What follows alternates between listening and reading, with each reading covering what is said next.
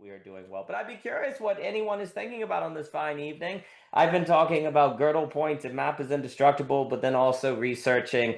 I'm more and more getting pulled into studying the 18th century for belonging in 3-3, but it's like, well, you haven't even finished 2-2, so you have to stop yourself. But I'm very interested about these very historic episodes and so on. But I'd be curious what anyone is thinking about on this fine evening. Well, right now I'm setting up my department for the classes that are going to start in about Bam! 10 days. Basically, August 18th classes start. Wow! And yeah, and it's just interesting because I've been thinking about this in terms of design and discourse. In terms of, I, many people think design is just a mode of engineering, like it's just Hmm. basically the same kind of logic that computer programmers operate on. But that's not the case.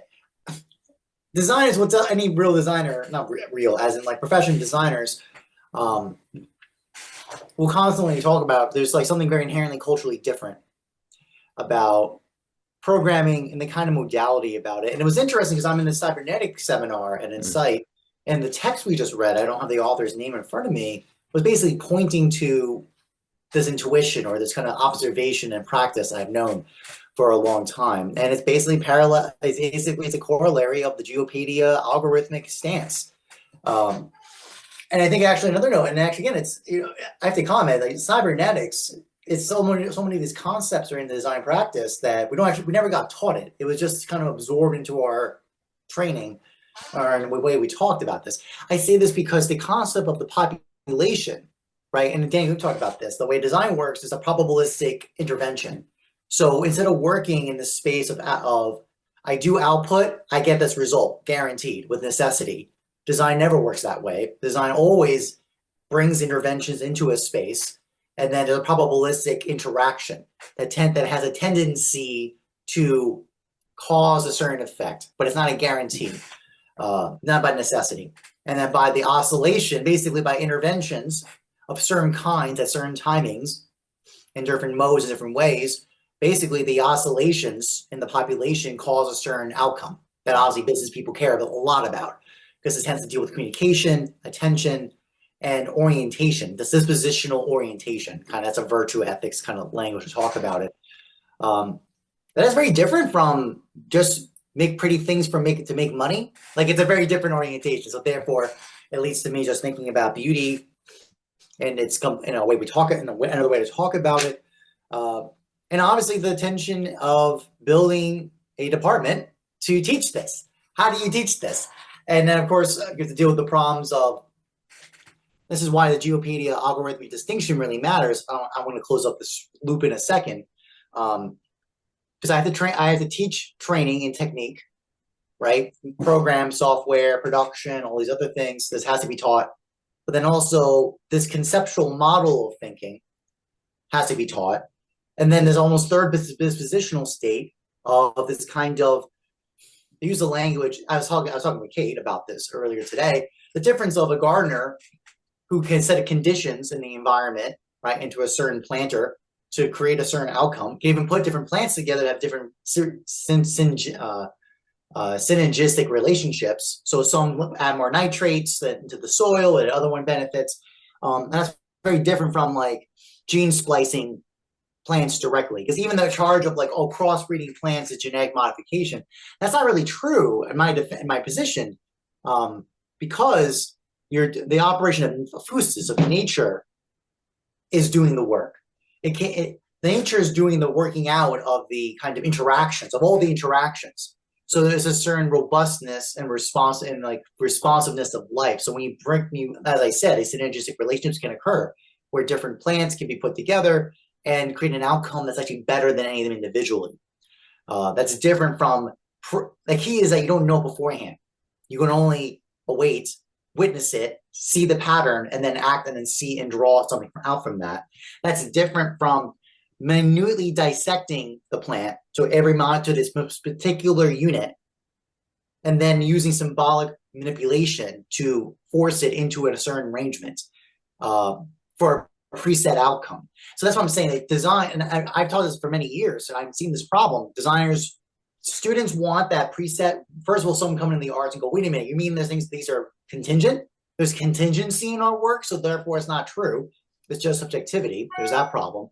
Let's assume we even get to that, we get past that barrier. Then the next one is, well, no, but there's actually obviously one answer, obviously, which is kind of corollary to it. Like the way we do work should be one way to get the outcome. That's the other part.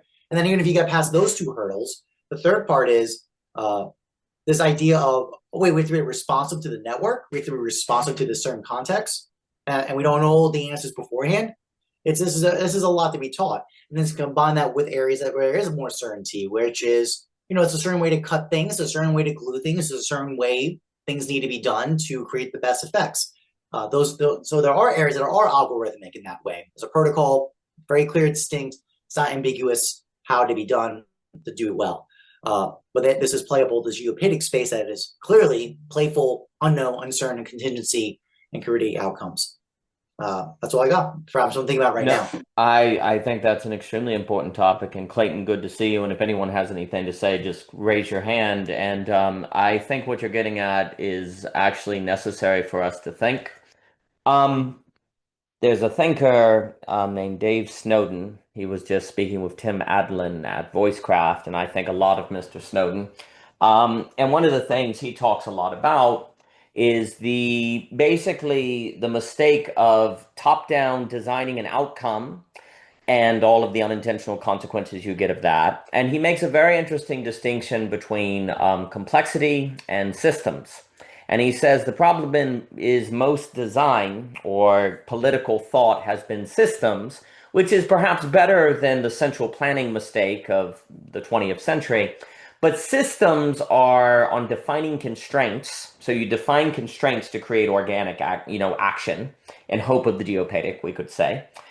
But there's a difference for him between that and complexity, which is complexity is trying to design the best organic outcome via the orientation of hyper-localized interaction in its own environment.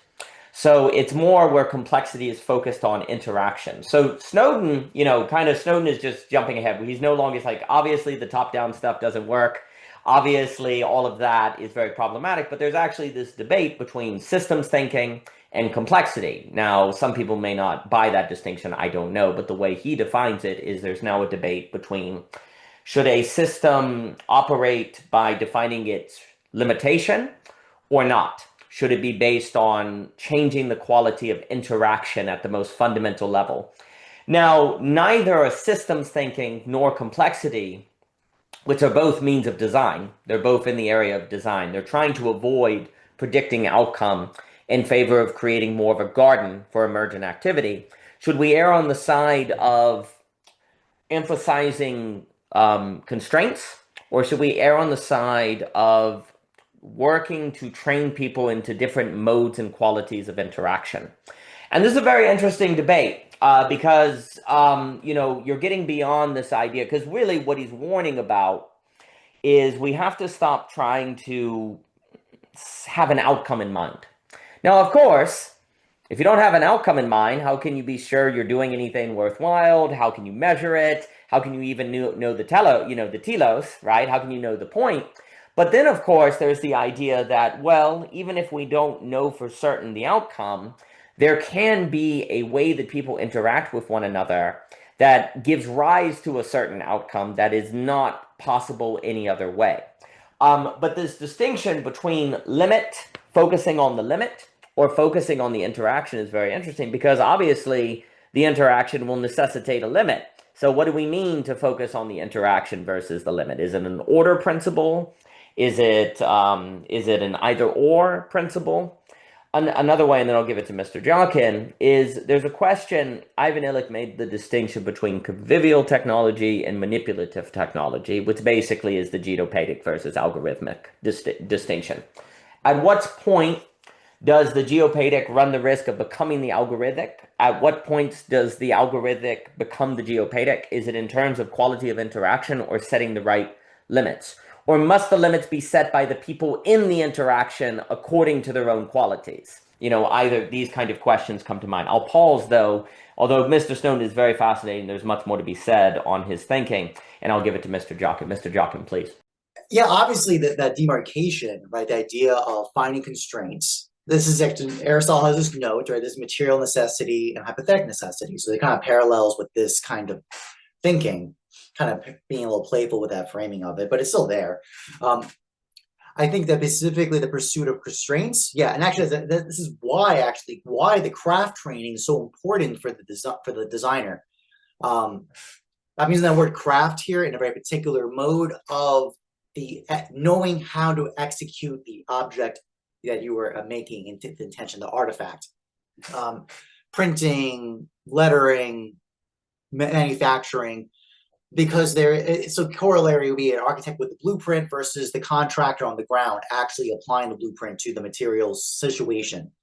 That you need to know the constraints on the ground. The constraints come from the ground. And actually almost all the problems in blueprints in the conceptual idea space is when it tries to be applied into reality, and then there's contention, conflict, violence. The constraints were not addressed, or not literally actually addressed is the best way to put it. It's an orientation, disposition towards it.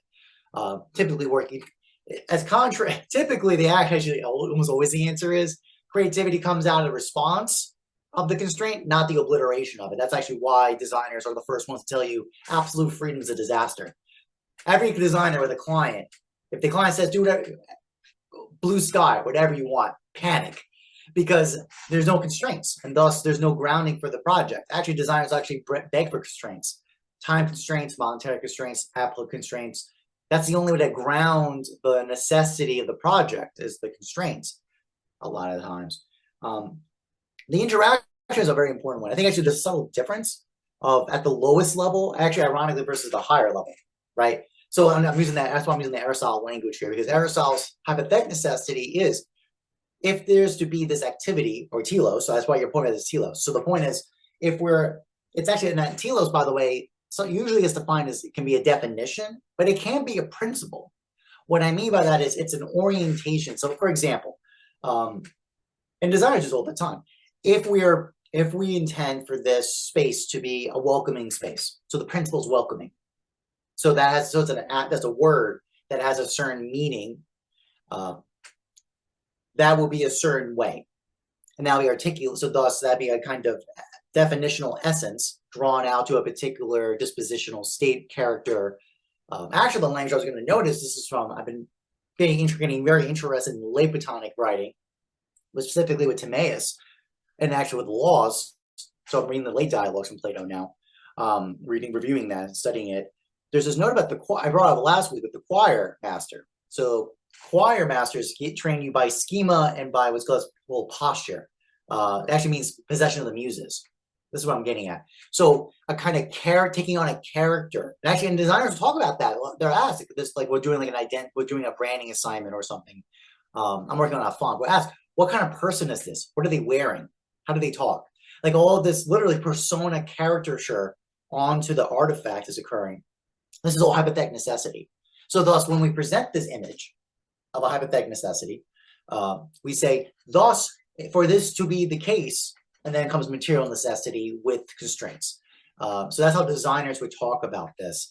So for us, it's not really the interaction at the lowest level. We're asking actually the opposite. We're asking at the highest level in terms of the soul, meaning the motion and movement and character of the thing we're trying to work with.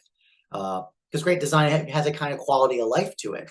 It brings out more than what the components of themselves are.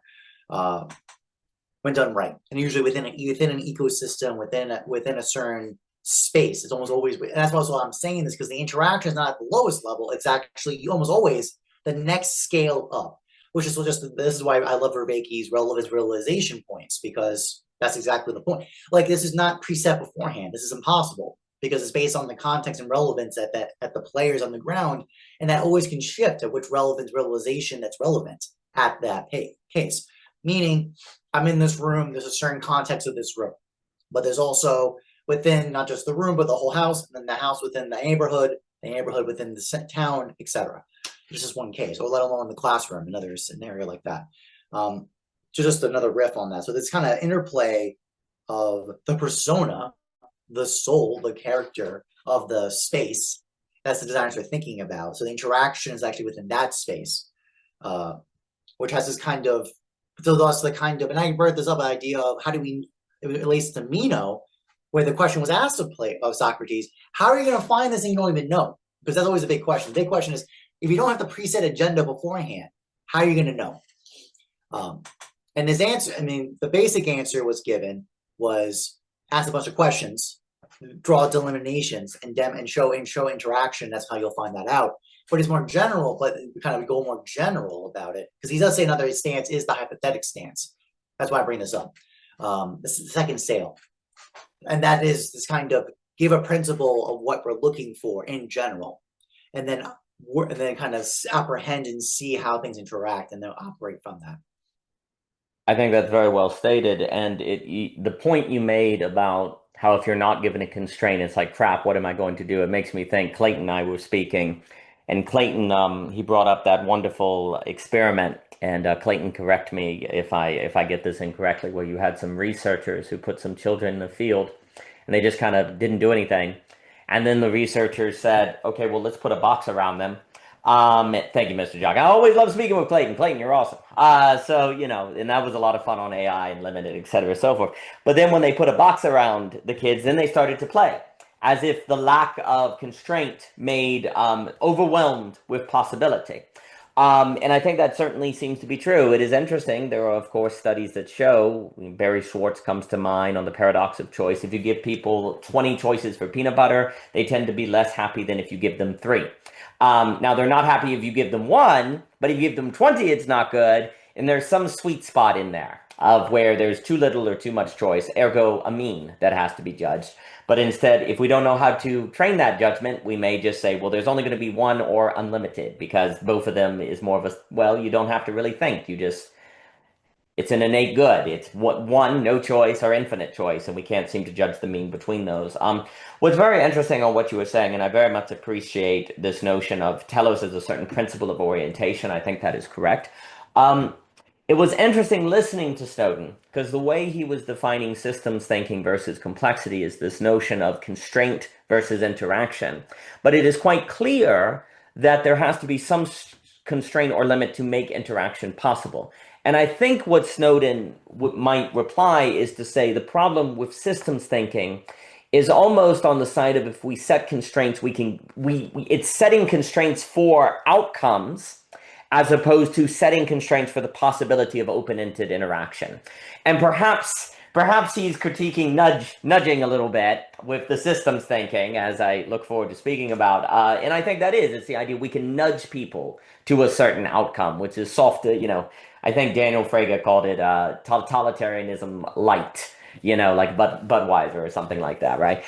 So to me, it's the idea of clearly constraint, and maybe there's a distinction here. Constraint for outcome is very problematic. But limit, if you grant me, I'll just make a distinction here that I won't always hold to between limit and constraint, where limit is the possibility of interaction. If there is no limit at all, then people can't interact. But there's a difference between setting a limit, such as the parameters of a garden so that the garden can grow, and setting a constraint that is trying to force a certain outcome, like, oh, we're only going to grow carrots. We're only going to grow squash. Okay, you set the constraint, you only grow carrots and the rabbits eat them all. So you get a bad outcome, right? It's been better to have a little more diversity in the organic unfolding so that you don't get hit by a black swan and get wiped out, right? There's this idea, I think, that basically a limited system that has open-ended interaction has a higher probability of being anti-fragile and not being taken out by a mistake that wipes out the whole thing. So there's this idea that limitation affords interaction, and of course the question becomes, what are those limits? Well, Seth and I were speaking with Aspasia about the distinction between thinking and perceiving.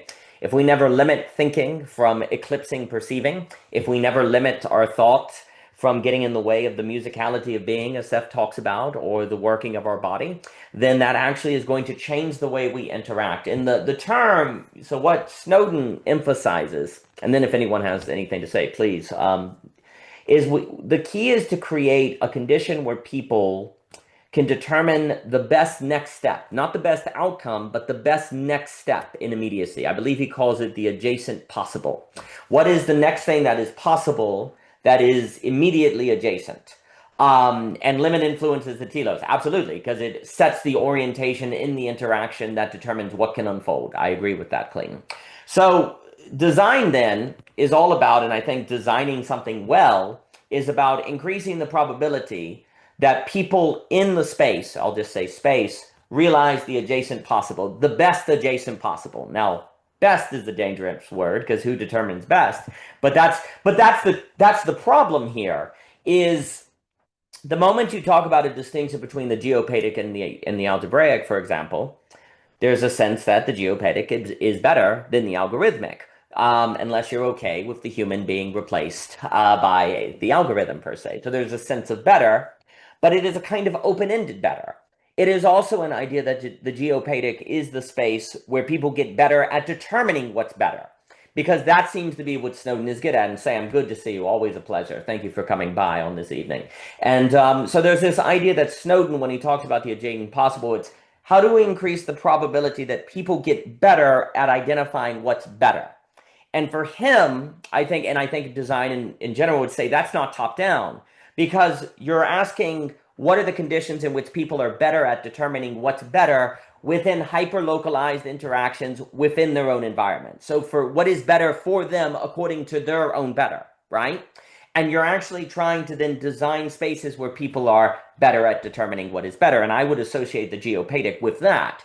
It is a space in which people are better at determining what is better. And it is better than the algebraic in the sense that by definition, people must consider better that which enables them to determine what's better versus that of which systemizes them out of that capacity, right? Because the algebraic, by definition, would have to assume a better as opposed to a better that people realize. So Snowden really wants to emphasize this adjacent possible. And I certainly associate, when you're talking about designing the field, designing a space and students or the geopedic, it's where people are able to live, almost improvisationally, in response to whatever they encounter, determine the next best possible move. But of course, what's very interesting about this is it seems fundamentally teleological necessarily, and of course thematic, and Mr. Luber looked up, because you are judging it as you go in the same way that when you're in a music improvisation, you don't know how the improv is going to end, but you can have a sense of the next best possible note relative to you hear right now, the next best possible note, what's going to go on from there. And what's very interesting about that better, because I think sometimes there can be an overreaction, I'll throw it back to you, Mr. Jockin, and is that there's a difference between, I think now when we hear better, we automatically hear totalitarianism bad, right? But there's a difference between a better next note in an improvisation versus a better outcome of the music, right? Because the organic better is fitting with the whole of what has been played in response to the relations. And it's a better that is necessarily situated in the quality of interaction that is going on. And that seems to be a very different quality of better than one that is saying outcome X is better than outcome Y. And this is the fine line, I think, that Snowden is trying to get at, that I think about a lot with the problem of scale. Because there's always this problem, if you talk about scaling something, you're in the business of totalitarianism if you're not careful. But then if you say, well, we can't scale anything, well then, okay, I guess, what do we, that seems to be problematic. But then there's the difference between spread and scale and blah, blah, blah, the address of spread, right? So then ultimately would be, what are the limitations that people can set that can change relative to hyper-local interactions that also apply in all possible environments and thus can apply people in whatever environment their hyper-local interaction is occurring, that opens up and increases their capacity to determine the best adjacent possible for themselves that only they can know in their circumstance, right? Well, musicality of the body, slow to anger, forgiveness, the ability to have an open-ended dialogue, there does seem to be capacities for this. But to me, all of that discussion is the realm of design. But let me give it back to you, Mr. Jockin, please. Yeah, because I saw the words out of my mouth, scale and spread. Because the point is, this algorithmic geopedic apparent, like, oh, one's inherently better, one's worse. It's a scale point, meaning Do I want my Amazon delivery to be efficient, to be algorithmic? Yes. Doesn't need to be geopedic. But in terms of what do I do with say my Amazon deliveries or having discourse, things like that, that's a geopedic space, right? So these are like stacked containers that move up in different scales.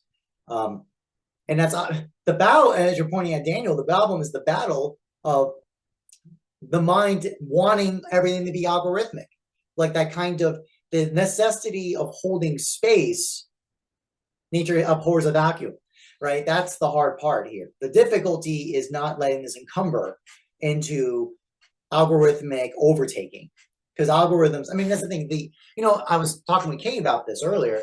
I should go find the author names. I keep citing this person, but not having the name. I apologize. But the point is, it's really interesting that he was the professor, the PhD advisor for Eric Schmidt from Google. Yeah, it's really interesting. And it's wild, because I told Kate, it's like, so this individual making this comment out, he's contrary to the rationalist position of cybernetics, where basically the purpose of language is symbolic manipulation of symbols, like it's a manipulation of symbols that affect reality. Daniel is very interested about this, so I'm going to go hunt down this author's point. But the whole point, and he's saying that he wants to show the contrariness, and he's using Heidegger. He's pointing out the Dasein, the thrownness, that we're not independent agents, like kind of Kantian, pulled away from reality, like the rationalist account. I got to double check. I don't want to excite you. I will do after I'm done speaking.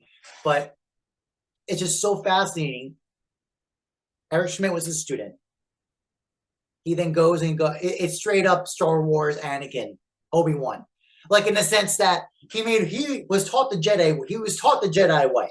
He was taught it, because like everything I'm reading from this author, and again, that's why I feel so bad I don't remember the name, because I'm like, yes, that's what everything I just, my opening remarks was everything. I was like, yeah, I read that. I was taught this, not by name. This was passed down like the osmosis chain of practice of design for generations of this, for a couple of generations now. You can kind of see in some, like Christopher Alexander, you can see it percolate in certain areas of design, language, and writing. But he's all there, and it's contrary to like the Sith Lords, like the rationalist account. Everything's computer, everything's symbolic symbols by language, and that actually is reality. If we just get better at our language of being understood by computers, and then go full quantity, just get massive quantity, more data with more contact, we will have more reality, and things will be better by virtue of that. Eric Schmidt goes, yeah, that's a good idea. I'm going to do that. I'm going to go do that one. I'm going to go Sith Lord mode. I'm going to go for, like, that's why I feel bad making this statement. I apologize for that caricature, because it's kind of antithetical to my more shareable stance of what algorithms are good. I'm not saying they're bad, but I just find it interesting that a student took the teaching of his PhD advisor and went, yeah, that's cool. You taught me all this. I appreciate that. That's really interesting. I'm not going to make billions of dollars and do the opposite. I'll do the contrary to what not to do. It's very fascinating. So I will go look for that author now, because Daniel's interested. So I will go do that. I just want to share that. No, because the point is just a scale play, and then making that holding space for choice for that to happen. I also just to draw this out. I'm just having a conversation with my nonprofit group where I'm going to try to make it kind of clear on this point. The group, the individuals in the group in one chapter have made a proposal to, at the beginning of the night, before we start the event, where people submit work in progress, they're working on projects related to letter forms, to typography design, and before it gets handed off to the event to start, where they present that work in progress to the audience, about 50 to 100 people, and then the audience with a dialogue lead, we kind of stir the room, and we get the insight from the audience about the work and what's working, what's not, what could be stronger, etc. They want this group asked that we could do a module where someone gets in the front end and tells everyone what the definitions of different typographic terms. And my visceral I know what it's similar to other notes, but like having themes coming into the events, like I could feel the wish for algorithmic force into these spaces because it makes life, it streamlines things. They're more efficient, you know, and some of them are in perfect and really fair notes. Like they're thinking about the problem, they're thinking about the onboarding problem, which Daniel, me and you have talked about many times. I'd love to talk more about that because trust me, I'm thinking about this right now, this problem, the onboarding problem, where you have people at different levels of ability, and there's how do you address that? An algorithmic stance was time to give definitions, time to stamp on people and tell people what to think. And I'm just like, this is a disaster. I'm thinking in my head, but I understand why they're doing it. So I have to be patient and work with this group about this, but I know why they're thinking this. It's just so easy to, and actually, with that I just one last note, that chapter lead who's doing a fantastic job.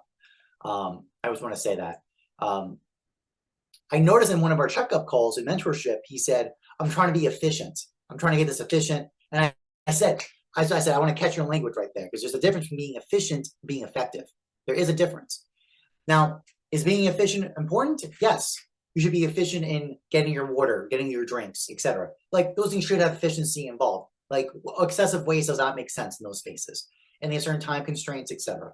But that is not effectiveness. That is completely different. I brought out examples of that. And I say generally with human beings, you cannot be efficient with them. You have to be effective with them. It's a very different relationship than the things.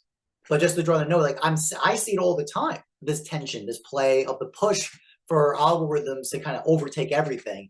And even at the highest level of thought, some people went, and by the way, I mean, Eric Schmidt was proven right, at least in terms of his own personal case.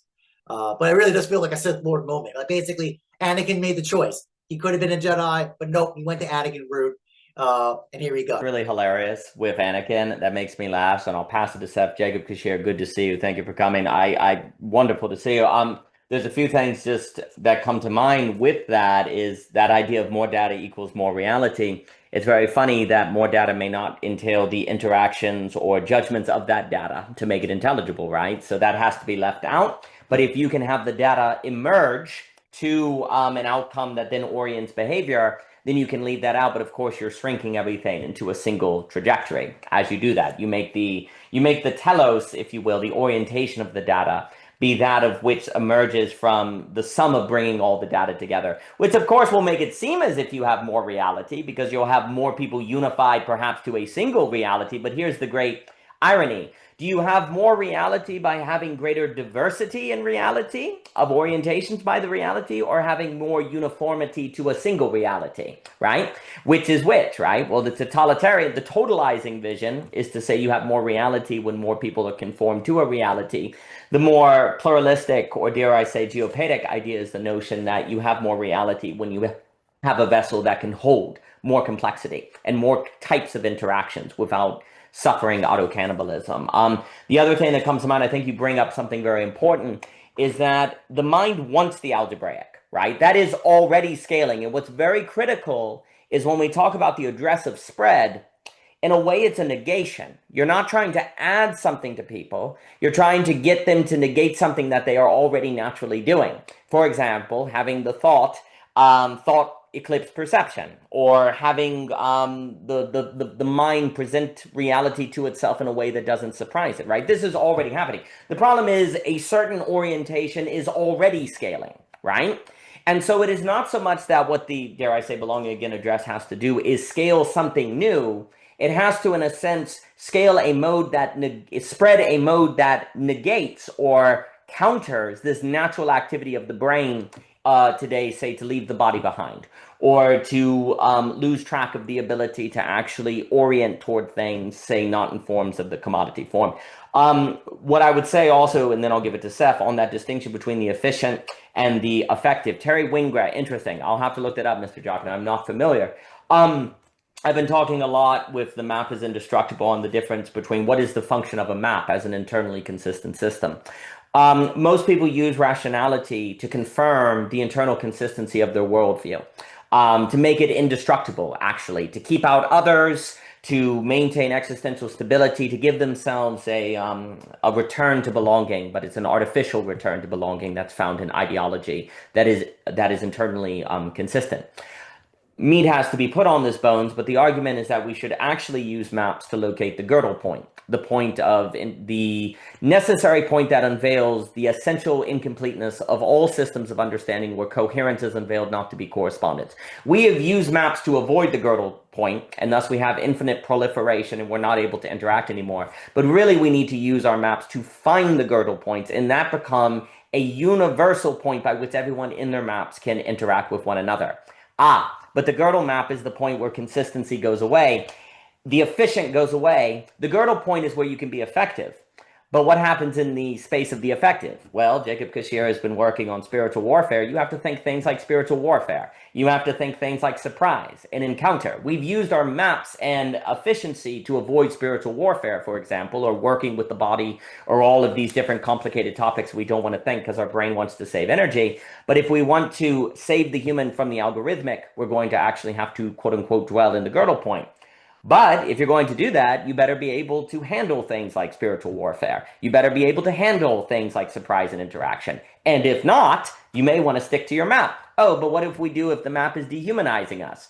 Well, then we better figure out how to handle the Gödel point, right? But this is where saving the human becomes a very tall order, but an incredibly important order. But let me pause and give it to Mr. Seth Dellinger. One phrase you used, Daniel, stuck out for me, talking about, I guess, a geopedic approach, was you said you can get an open-ended better.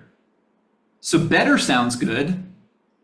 And open-ended, that kind of depends on what kind of person I am, if that sounds as good, right? I mean, I just like that phrase because, it totally captures my experience. But the thing is, what we give up when we include, when we include the mystery, when we say we're not trying to nail everything down, is, of course, we haven't nailed everything down. And so we don't ultimately know what the outcome is. I mean, from hanging out at places like the Net or all kinds of practices that I've been involved in, I've sort of developed this faith of like, get together people, who are creative and want to listen, and good things will happen. But that still doesn't tell you which things, which means if we start, and when we start talking about the question of scale, I kind of think, oh my gosh, this is a little out of my ballpark, right? Because I'm not used to thinking of like scaling things for a lot of people. But I thought about it. I do this workshop here in DC, which the bare bones of it looks like a walk in the park, but people partner with different people at different points and they walk, and we set up dialogues. And the fact that we're moving through the park, the park is having a particular impact on people. And I thought about it and I'm like, well, even if it's just 6 or 7 people, which is, sometimes we've had more than that, but let's say a half dozen people come to the workshop. Well, I'm designing an experience for 6 people. I mean, if I want to design an experience for myself to walk in the park, I can pretty much make that go exactly how I want. But I'm designing it for 6 people. So what I think that I'm doing is I'm designing something I would call a framework. And maybe this comes to what you were saying, the limits. Like, so we walk for a while and we pause and the group checks in, and then I say, okay, we're going to meet further up the trail, so find a new partner. And then I give them a certain amount of direction, but I'm not going to walk next to them and monitor what they do. I just say, here's an idea for you, go, and we'll see you at the next, right? And so it's just funny because like, I don't know what's going to happen at the workshop, but I've done the workshop a number of times, and it tends to have a good outcome, right? But people will say things that surprise me because I never heard that particular response to the workshop before. And it's a very open-ended, better, if you will.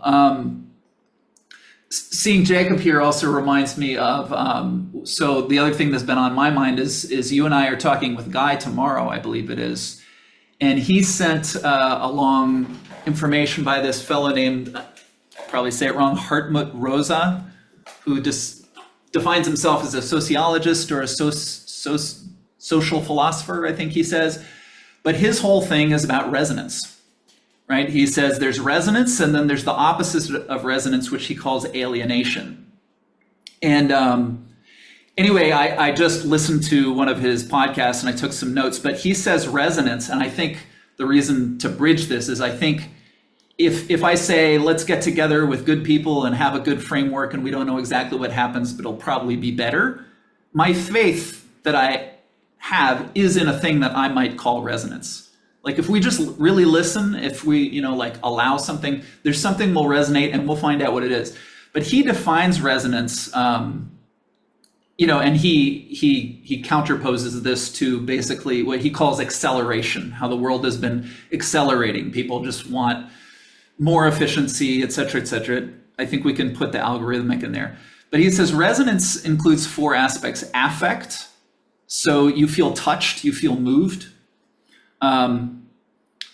Emotion, and the way he describes this is it's something I can respond to. Like I have an experience of self-efficacy.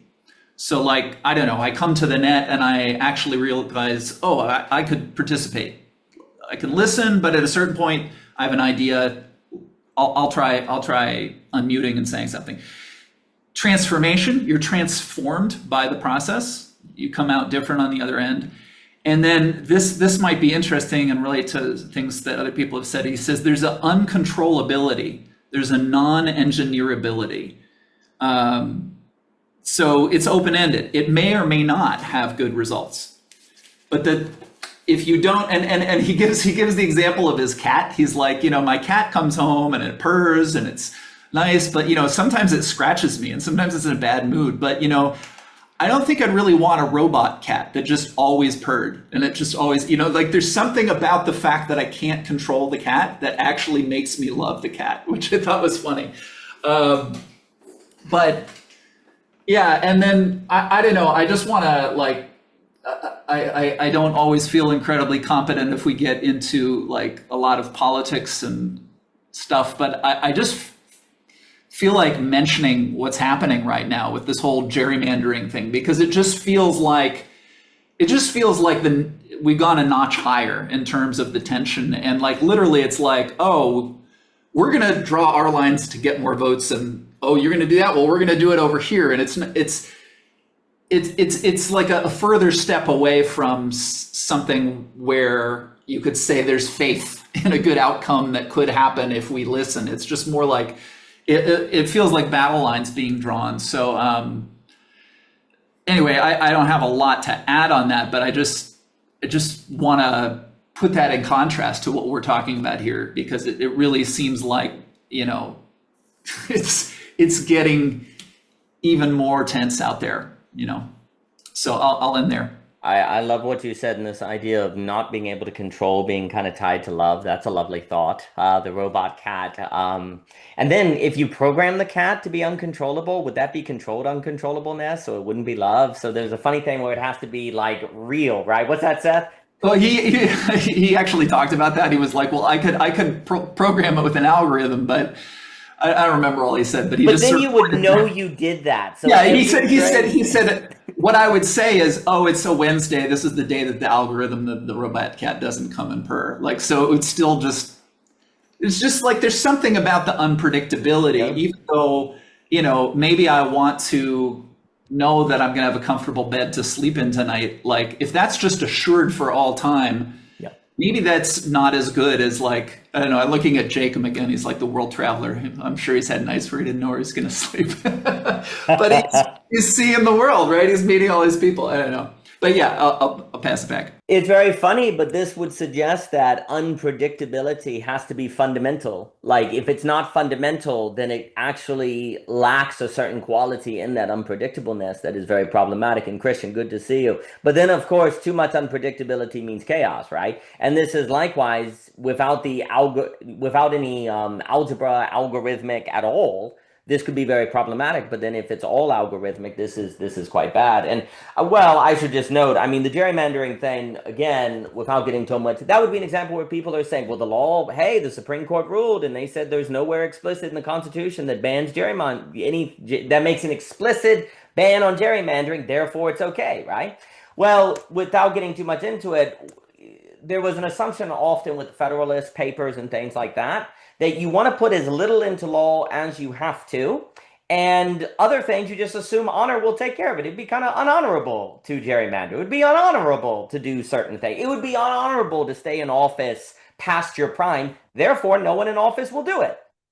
That's kind of the thought. It was like, well, because law wasn't supposed to do everything, it was supposed to more so be limits, and then you would have organic behavior. But then people say, hey, those limits aren't constraints, and what's honor anyway? And hey, it can be oppressive, and I'm actually the best congressman. I should stay in office for the rest of my life, or it would be a disservice to the people, right? You come up with whatever reasons. But the issue is that what I think that just kind of points to is that one of the reasons the algorithm takes us over is because we want it to. We use it to come up with loopholes or to come up with justifications for certain ways that is in our self-interest. So it's not merely, say, the algorithmic or the law or the technical comes in and tricks us. We bring it in for our own interest, and then one day we find out we've created something that's outside of our control, right? And then it's too late. So that, like, there was this kind of assumption that honor would set limitations on things like that, but not now necessarily, right? I'll give it to Jockin and Kate here. I will say I loved how you were defining resonance with the effect, the emotional, the transformation, the uncontrollability. For me, speaking of Jacob's important work at Resonance, and he and Matthew just had a tremendous month at Philosophy Portal. I really enjoyed that. It was very important work. And, we have talked about authentic resonance with Aspasia, Seth. For me, the only way that the Snowden idea of finding the adjacent possible, where instead of top down, you are instead increasing people's quality of hyperlocal interaction so they become better at determining the next possible move. The only way you could do that, and it not ultimately be according to, say, a rationality that the algorithm could capture, or predictable behavior that why not just outsource it to the algorithm? It would have to be according to resonance. It would have to be according to some sort of sense of the next possible move that is not reducible to an algorithm. Because if it was reducible to an algorithm, then ultimately even the hyperlocal could be outsourced and would seemingly be better outsourced to some sort of AI system, right?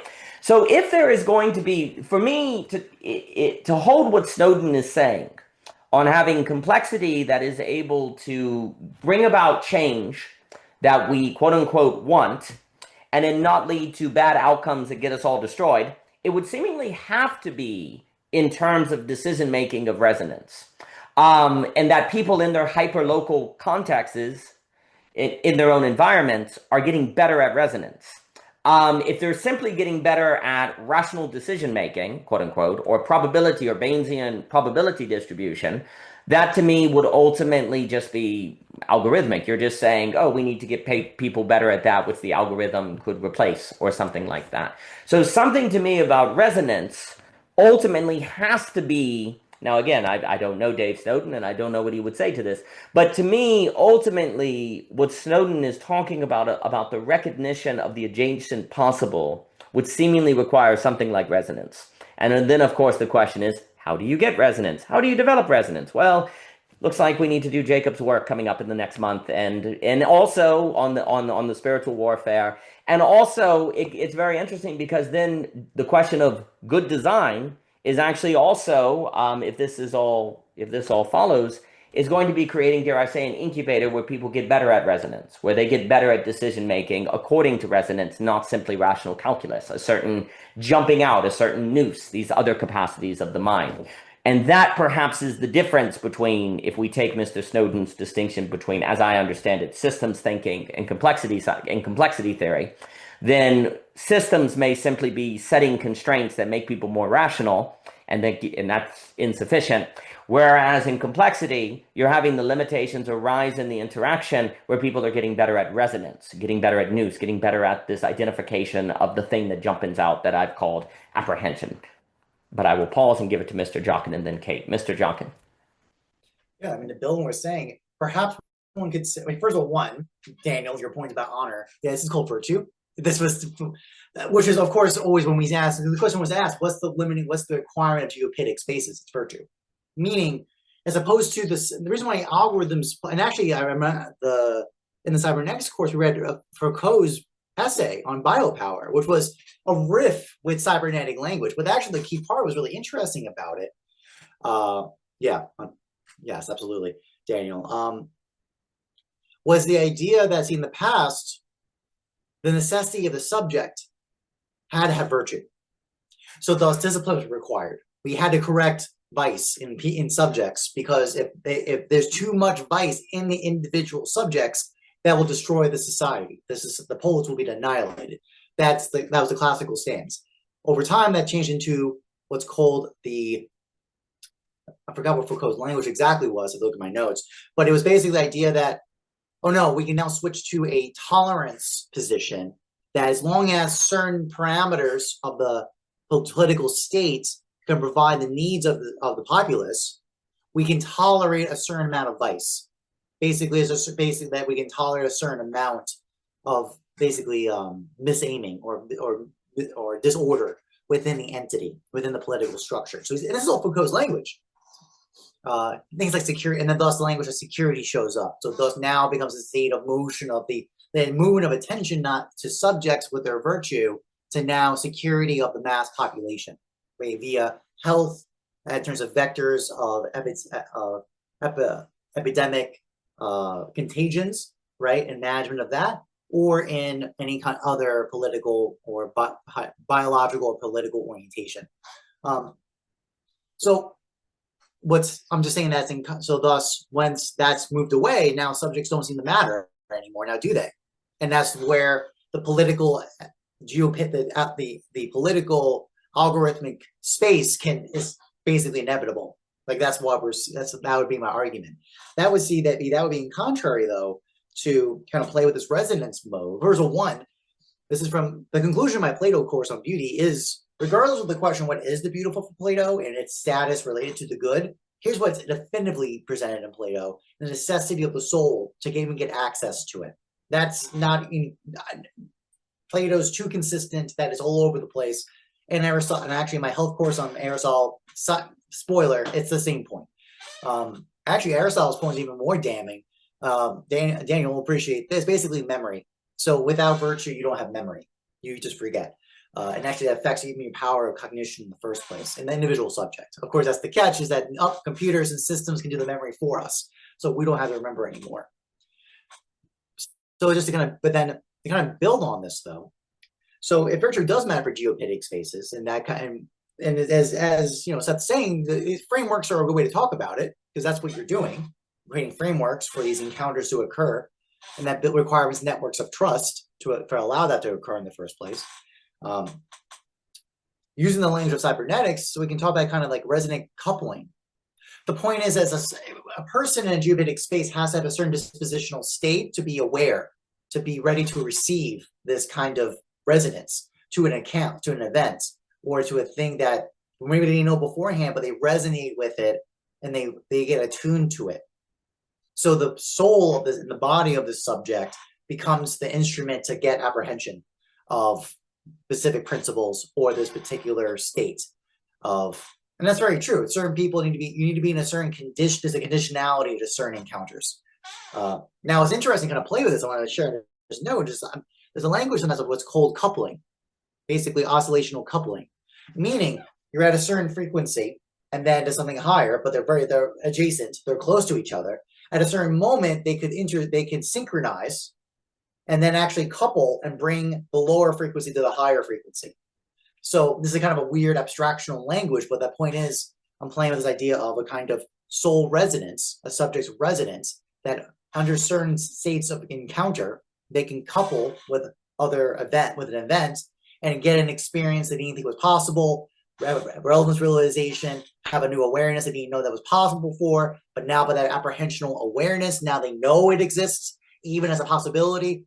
Now, of course, then there comes next the glimmer. It's a glimmer, thus the glimmer of beauty. You want to play that fun game. Now the next question becomes, what do you do in response to it? Are you going to forget it, pass it away as though that was nice and then move on with your life, or say, how might it be that I could have my whole life around this encounter? So typically, basically also anyone who encounters a moment of beauty, has that strike of beauty, who has that real I want to change my life. Notice it. What's interesting, notice is not the kind of, I mean, kind of because of Javier and company, the kind of interest in Lacanian psychoanalysis. This is not an imposition for someone from the outside compelling you. This is kind of this language of love, where it's not by your control of it. It's actually this kind of resonance coupling, to use this language, of an encounter that you resonated with, and a synchronicity actually brought it to a higher encounter of reality that was not possible before, that you didn't even know existed. But that was not preset before and not imposed by external forces, but by your dispositional state and a certain framework, you were able to encounter it. AKA, basically another more literal example is you put two plants together that were previously not encountering each other, but they actually grow better because one produces more nitrates for the other one to use. It grows better. So I just want to share, those are just reflecting on what Seth's saying. I think it's good points. I think that's magnificent. I'll give it to Kate here. I think for me, if Mr. Snowden is going to stress that we need to think the adjacent possible, for me, basically that will require people doing what you are describing. The adjacent possible must be the possibility of the geopadic, the beautiful, and that is going to that only occurs though in what I call the Gödel point, where the map unveils that the coherence is not correspondence. Thus, intelligibility breaks away. You encounter that which is not reducible to your preset ideas, the plans, and thus you can only be prepared for it. But that's precisely where individuals can encounter and thus have a new quality of interact. Like you're saying, this coupling where new experiences open up. That happens in the Gödel point of worldviews. That happens in the Gödel point of maps, of which all eternally consistent systems must entail. In geopadic, PADIC, play of geometry. Javier and Mr. Jockin and Michelle have a wonderful discussion on this, and we're talking about it as alternative to the algorithm. So the algorithm is more algebraic. It's more linking 1 leads to 2 to 3. It's kind of a linear structure, where the geopadic is going to be much more unpredictable, much more playing with the forms of what is unfolding, and it will have a higher dimensionality, and it's much more unpredictable. And it also can only be held together by virtue, as Mr. Jockin was stressing, which I think is very important. But anyway, for me, Mr. Snowden's idea of complexity, which I'm deeply in agreement with Snowden on a whole lot, this emphasis on this idea of having to think the hyper-local interaction in its own environment, I think is exactly the case. The adjacent possible of which then opens up in that space has to be according to the geopadic. And one of the reasons why I think that is the case, because if not, it is going to be the logic of its operation will be a rationality that can be captured and replaced by AI. Like, people literally have to be interacting, looking for these couplings by which new experiences are afforded. And it is absolutely facilitated by trust, because the map isn't doing it. Like, if I've got two people who say are Christian, there's a sense in which I don't have to trust them because I know what they think. They share the beliefs. There's a kind of lack of trust, actually. Now, if I have an atheist and a Christian encounter, you could argue that really requires trust, because there's the worldviews do not give you the parameters of the interaction. You could also argue that trust is impossible because it does not give you enough intelligibility for the trust, right? Well, this is the problem of trust in global pluralism, or trust in great diversity. And the only way, as we've spoken about before, that I think you can basically overcome that is basically beauty. And you're trusting in the possibility of this interaction affording beauty, affording possibilities of experience that otherwise could not occur. But then you have to have people with the virtue to hold that. And I think that gets into things like spiritual warfare, as Jacob is working on. That is so important. That gets into actually working on the body, learning how to control the nervous system.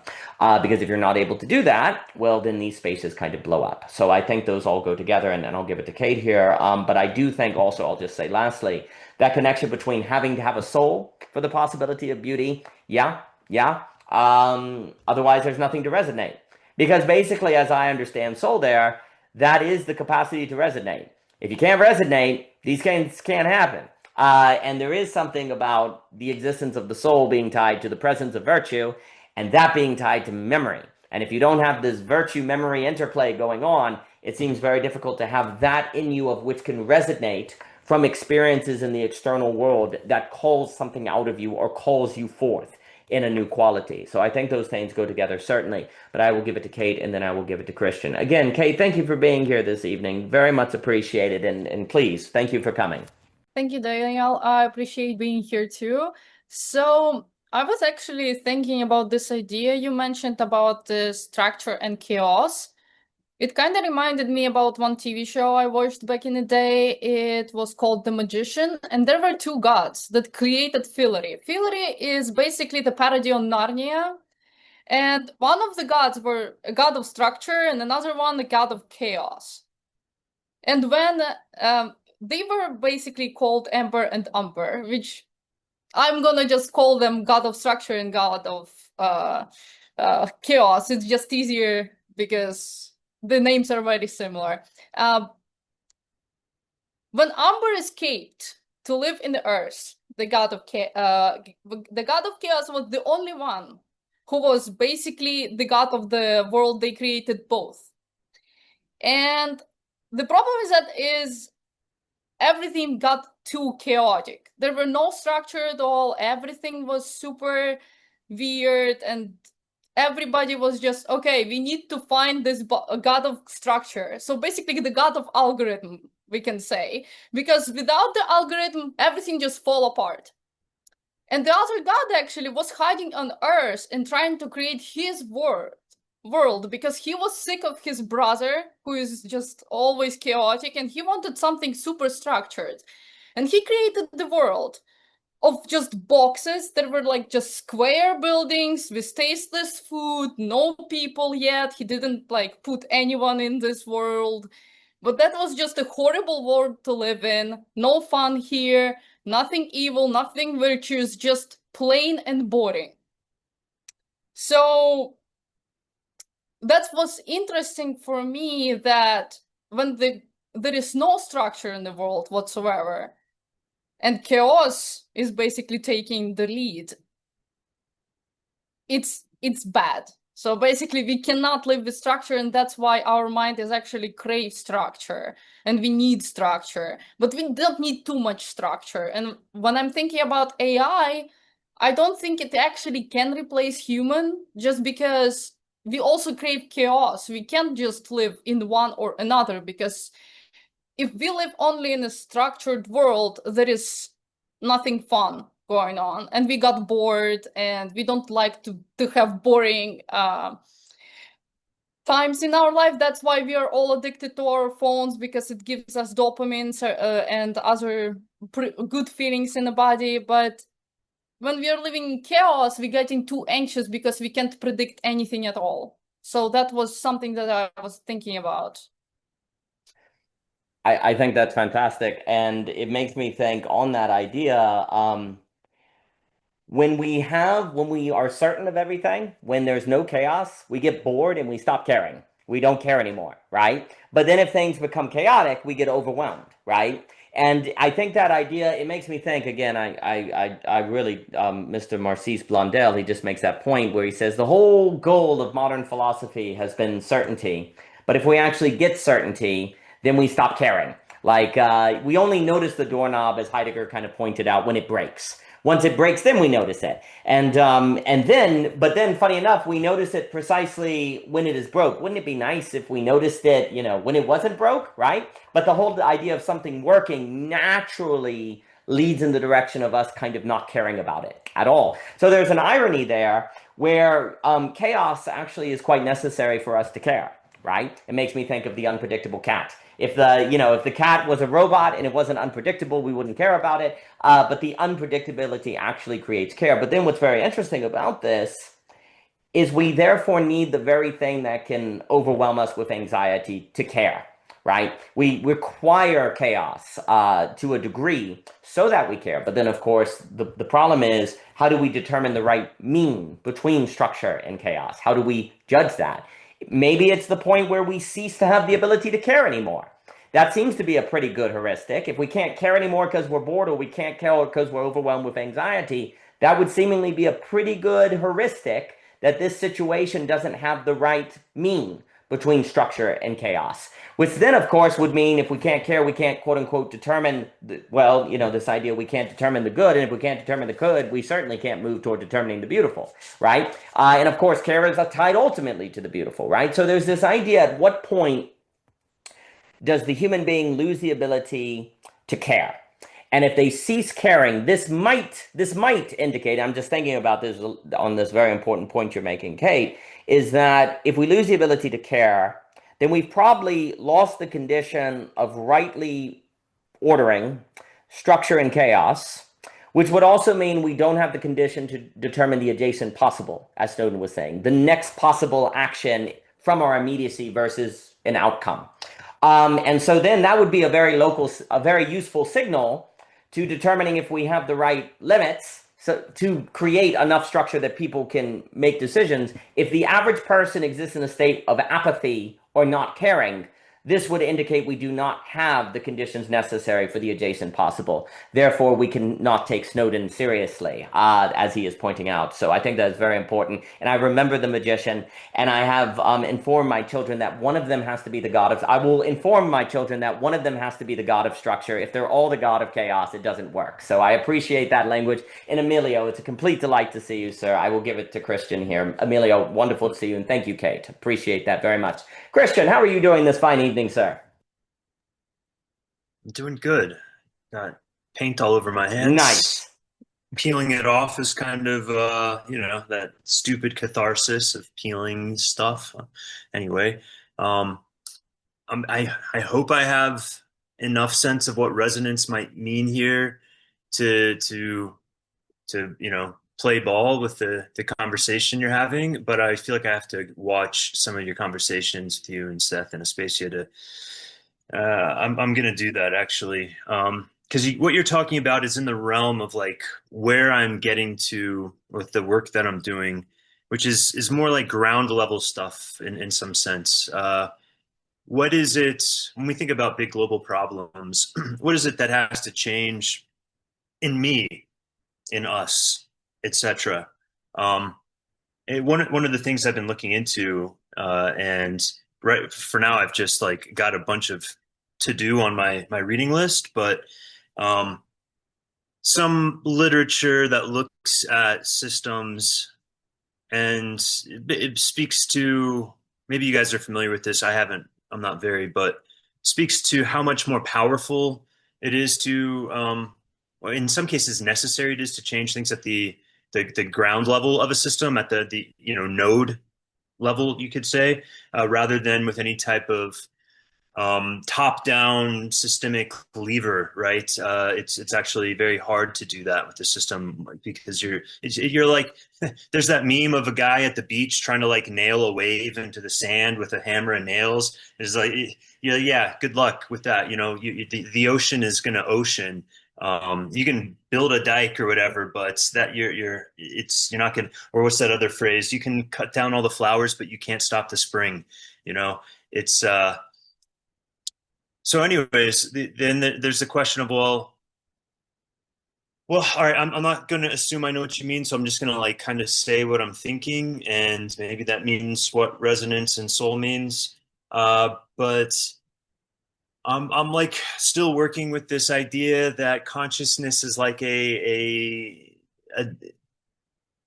dimensionality of reality rather than a distinct substance of reality. So I'm like anti-substance dualism now. And I actually think that in some sense, this is what like the folly of Plato was when he tried to make soul substantive in some sense. And then Aristotle did it even more so. Socrates also spoke to the soul, but he didn't like formalize a theory of it. Like he didn't have like an as far as I know, I'm still reading, but it didn't seem to me he had an ontology of the soul, but he spoke to the soul. He spoke how the soul is more important than your material situation, so to speak. But what did he mean by the soul? Not sure. I think there's so if I want to say something like, Resonance is the bandwidth between your mind and body and your consciousness, which I'm going to posit is like a different dimension of reality.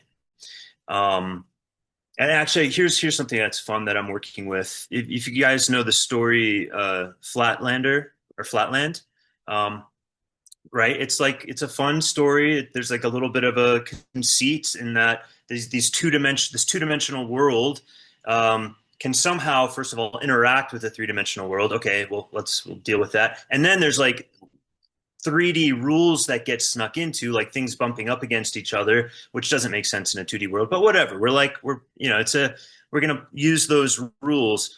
Well, let's like flip that around. Let's take that conceit and then move into the world of 3D objects.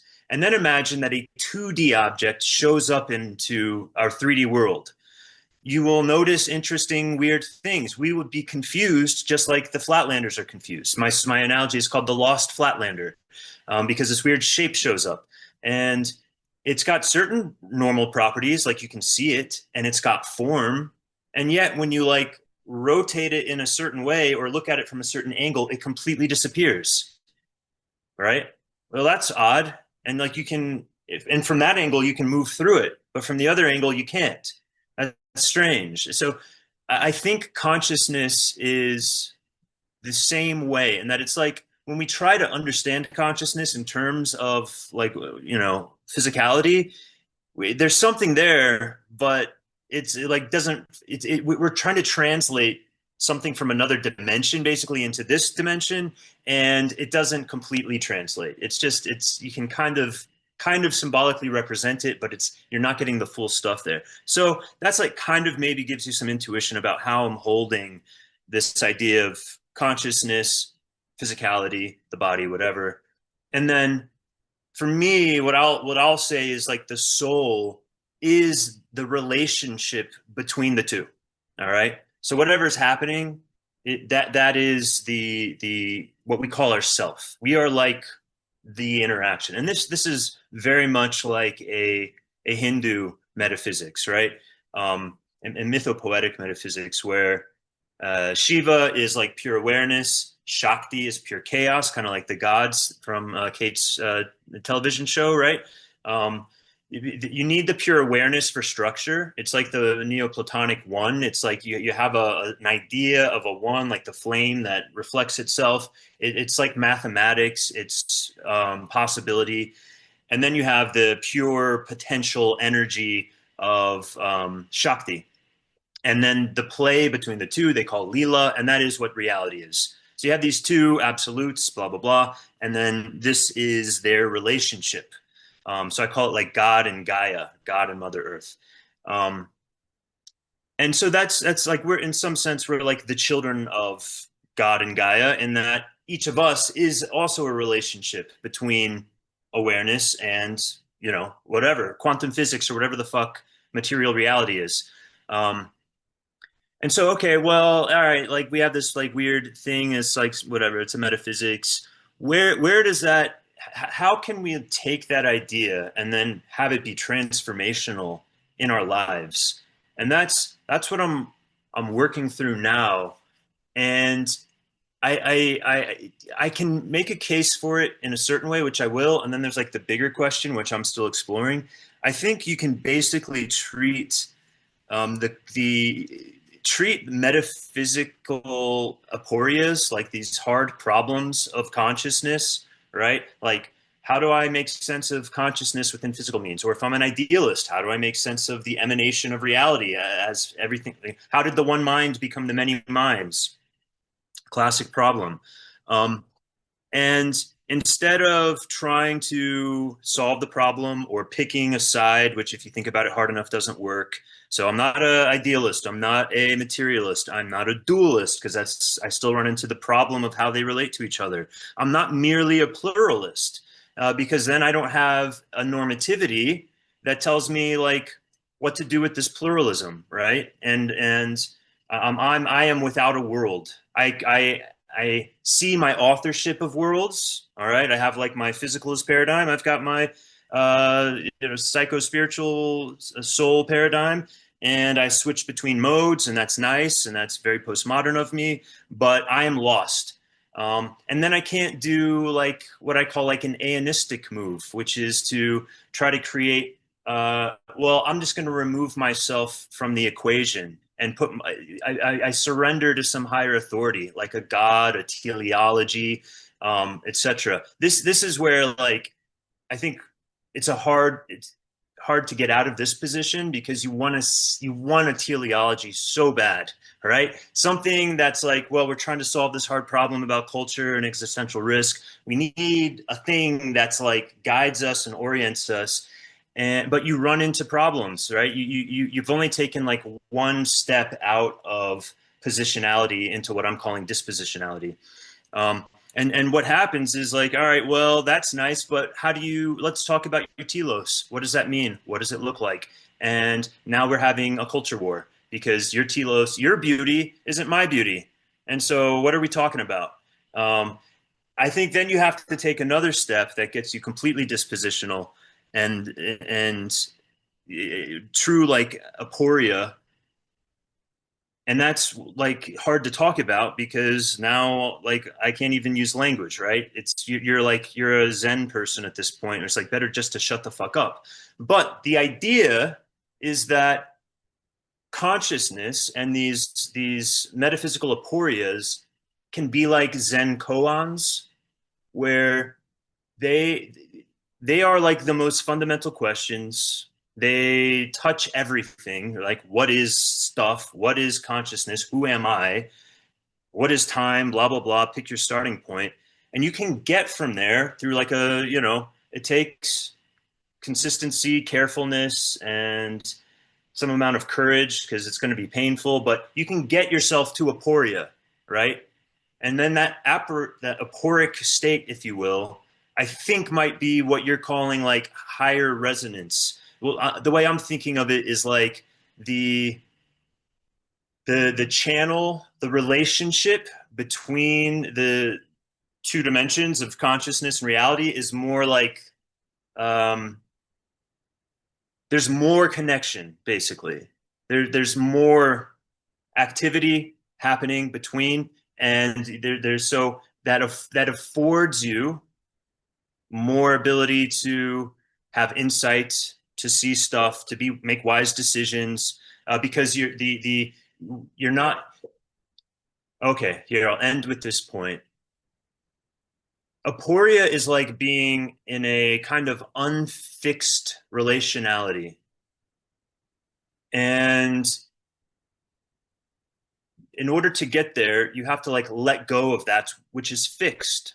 That's the ego, that's the self, that's your worldview, that's blah, blah, blah, blah, blah, blah, blah, right? You have to let go of anything that's fixed because fixedness limits the ability for consciousness and the physical world to talk to each other, right? You are limiting the potentiality space, right? If you think you know who you are, well, it's hard to become someone else, right? If you think you know how the world is, it's hard to see a new world, et cetera, et cetera, et cetera. So you have to go through this terrible process of completely surrendering. But then what you have is maximum, or you at least aspire to maximum affordance for consciousness and reality to talk to each other. And then, as far as I can tell, we need something like rites of passage, which I don't think you can institute. I think it's got to be like just like today, I mean, we have rites of passage, is what I'm realizing. We always have rites of passage. And it's like going to college, or it's doing a bunch of psychedelics, or it's joining the military, or blah, blah, blah, blah, blah, right? We all have this thing that we feel like we need to go through in order to be accepted as part of the culture and be someone as part of the culture. Well, we're going to have to make being in a state of aporia the normative rite of passage as you come into adulthood. You shouldn't do it too early, right? Because it's not good for kids. I mean, kids start off in aporia, then they have to learn structure, right? And then they have to kind of like unlearn it basically through a rite of passage, so that that structure can change and modulate. Anyways, that's enough riff for me. No, I think this idea of a rite of passage to the aporia, basically the Gödel point is a place of aporia. It is a sort of lack of fixedness, but the critical idea is that you require a map ergo worldview, to find the Gödel point, because the idea basically, in my opinion, of the, dare I say, I'll say deconstructionist, although that is they have a lot of diversity. But anyway, the idea of deconstruction was kind of like, we'll get everyone to the aporia by deconstructing ideology, the end of ideology, getting rid of worldviews. Well, if you do that, you unleash chaos and anxiety, and people can't make the world intelligible, and you get in trouble, right? People have to arrive at aporia. They have to arrive at the Gödel point. That's kind of a key argument of the map is indestructible.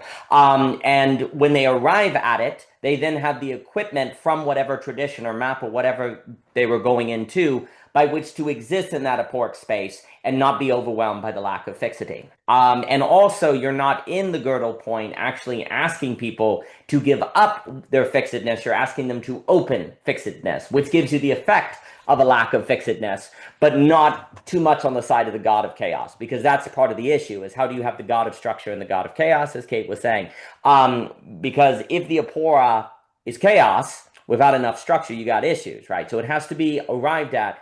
The argument I would like to make is that every structure of making the world intelligible necessarily entails a Gödel point. And if that is the case, then every diversity possible entails universally a Gödel point. It entails the potential for the aphoria if people can be brought there. And it's quite interesting to think of that as a rite of passage. We've spent way too much time trying to get people to the aporia, I struggle with words, via a deconstruction of ideology or destruction of worldviews, as opposed to training people to get so skilled in the worldview that they can actually find the point where the map is not the territory, encounter that surprise, be able to handle it, and then they are open to the aporia. Other things, yes, ideas of soul as a hard dualism are very problematic. I think it is very important to think of things like soul, form, as actually more like the dimension you were saying. It is actually the dimension that is part of materiality, that is its formulation. And also when we describe beauty, Jockin and Hub will talk about beauty, is precisely aphoric. It is tearing down the category. It is breaking through the categories, and it is a strike of beauty as opposed to you defining what is the beautiful. So this is one of the reasons why, and we spoke, Mr. Jockin put this very well with Mr. Ebert, is one of the ideas that the collapse of the beautiful and the good has been so problematic is because if we just have the goods, we fall into everything that you were saying. And if we make the telos the good, then it's not aphoric. It's not a Gödel point. And as a result, it's just going to lead to conflict and fighting, right? But if the teleological is actually that of which arises in the hyper-local interactions of individual, that is the orienting principle of those activities, not an outcome, but an activity, which is the realization of the beautiful, which is aphoric, then the telos is precisely entering into a space that is doing what you are describing. And then to talk about the soul as actually resonating, as being virtuous to the degree that it actually, in a sense, resonates toward that space is proper. The problem is we have long traditions of divining things, after forms of dualism that some people call Cartesian dualism, which one could argue is not, in someone like Pavio would say, is not what Descartes meant.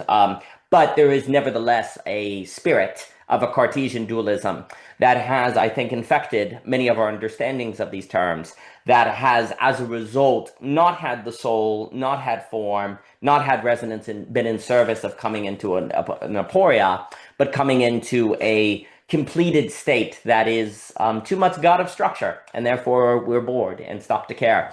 So I think these distinctions and this kind of metaxis is quite important.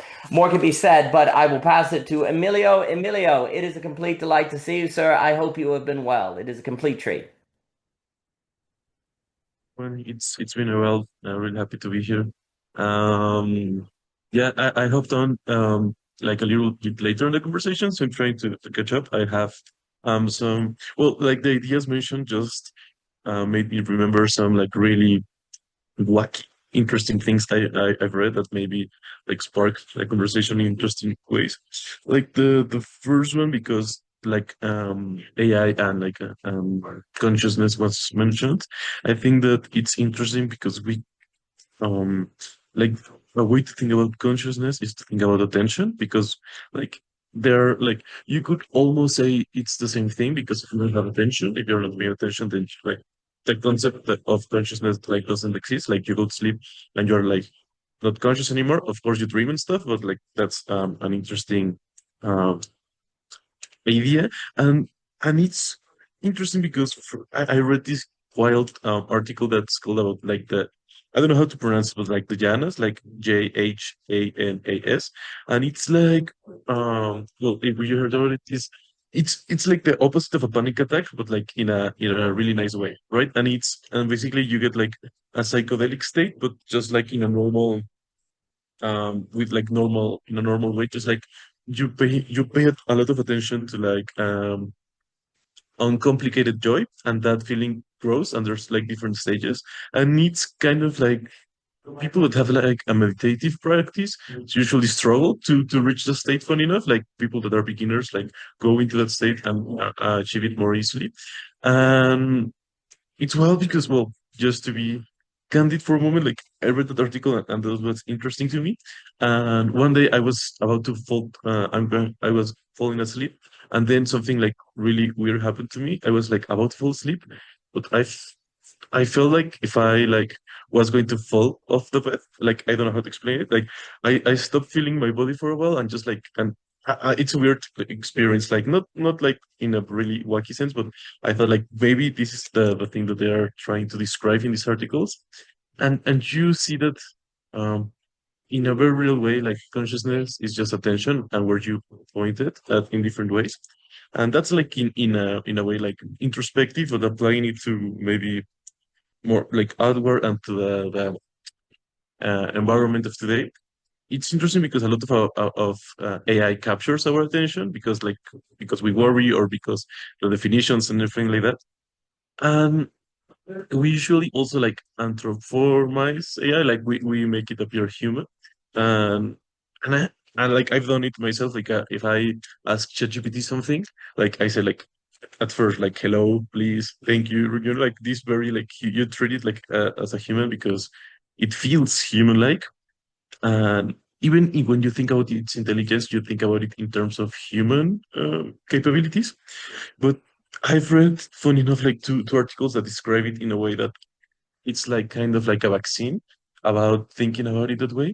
And it's that if you think about it first, like ChatGPT is just like a sorting algorithm, but that seems like too simple for the magic it captures, right? So like if you imagine like a full like the stars in the sky, and you have like like the constellations, and arrows point to different parts of the constellation, right? So like when you ask ChatGPT something, it has like a map of words, and like and he it has like arrows that point in different directions with the relations of those words. So if you give it a certain amount of words, it goes and tries to find like the most similar match of those like arrows in the system.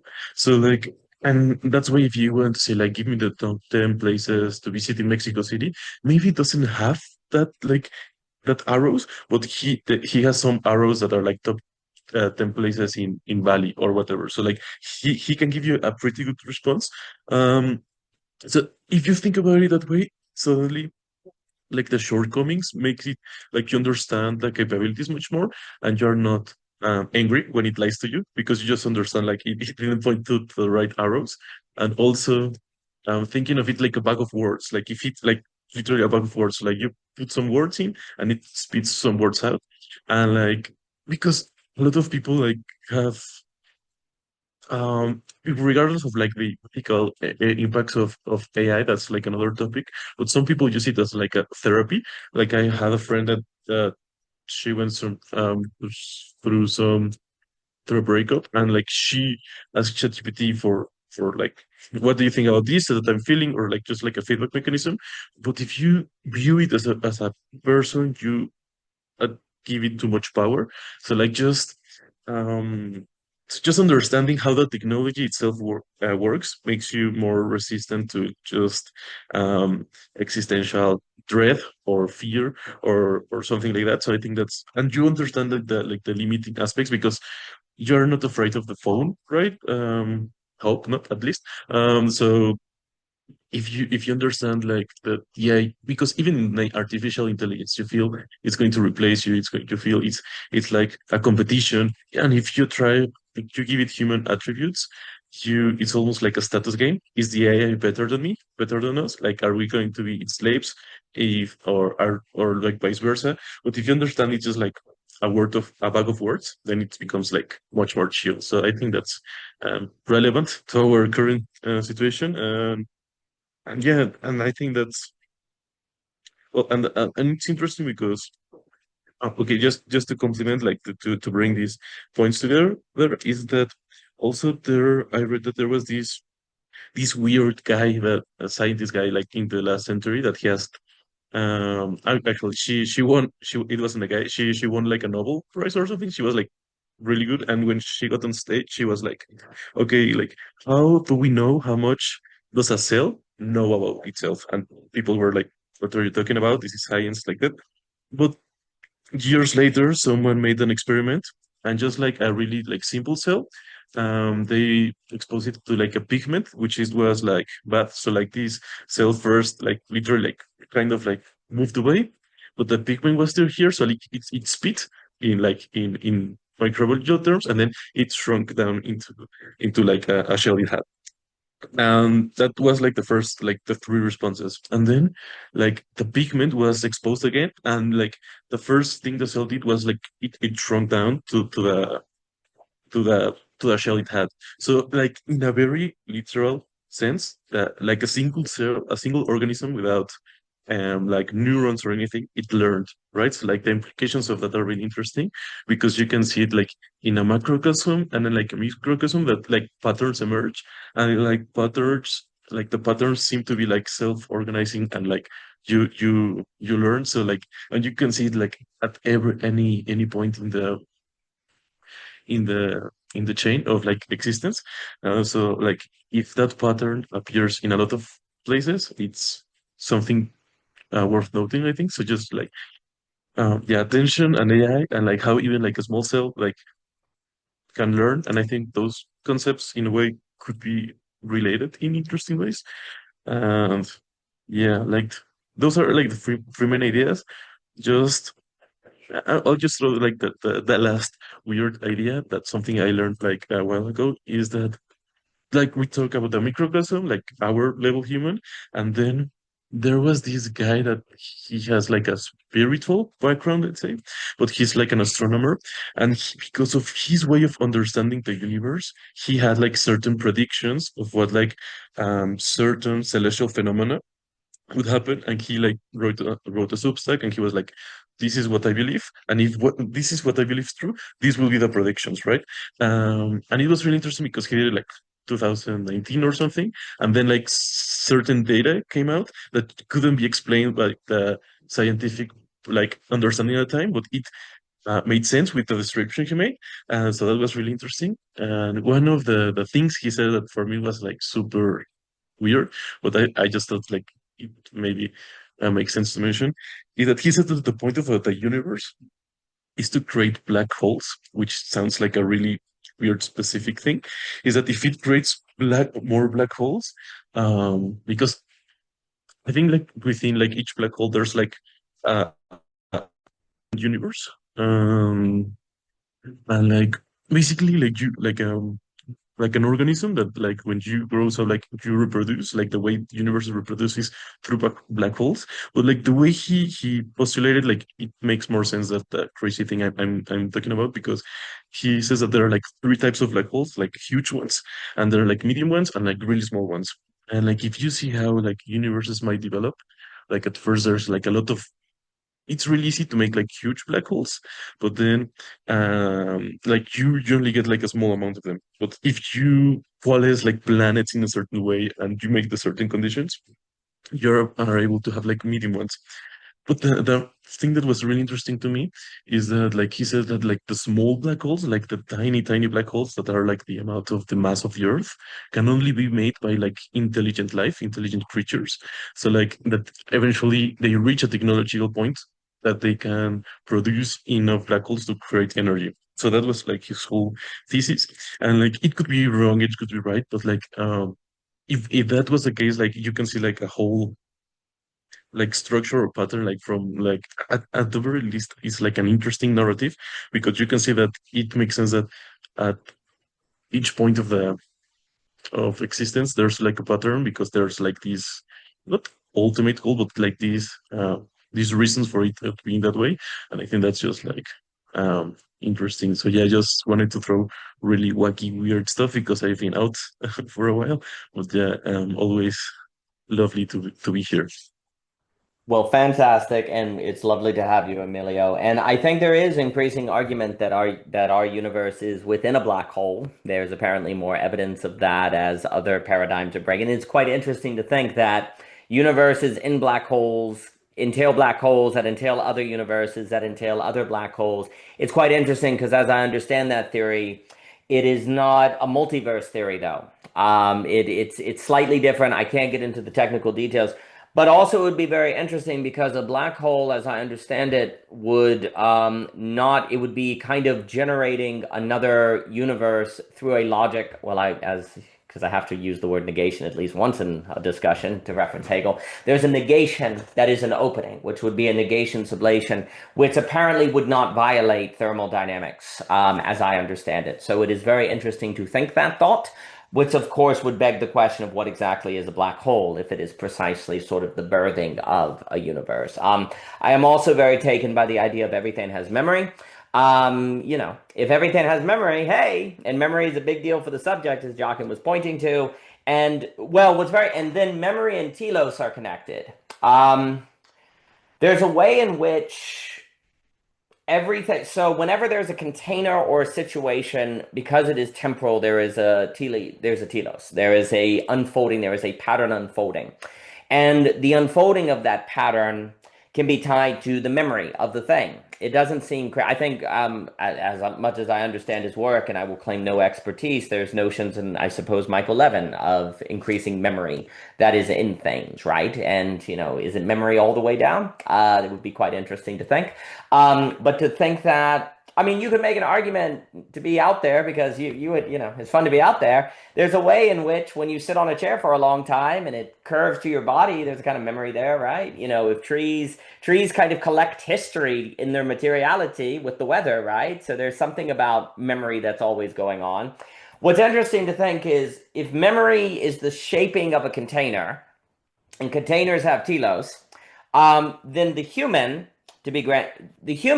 is, in being virtuous with memory, the human is making a container that is distinct from just the efficient cause. It is from materiality. It is distinct.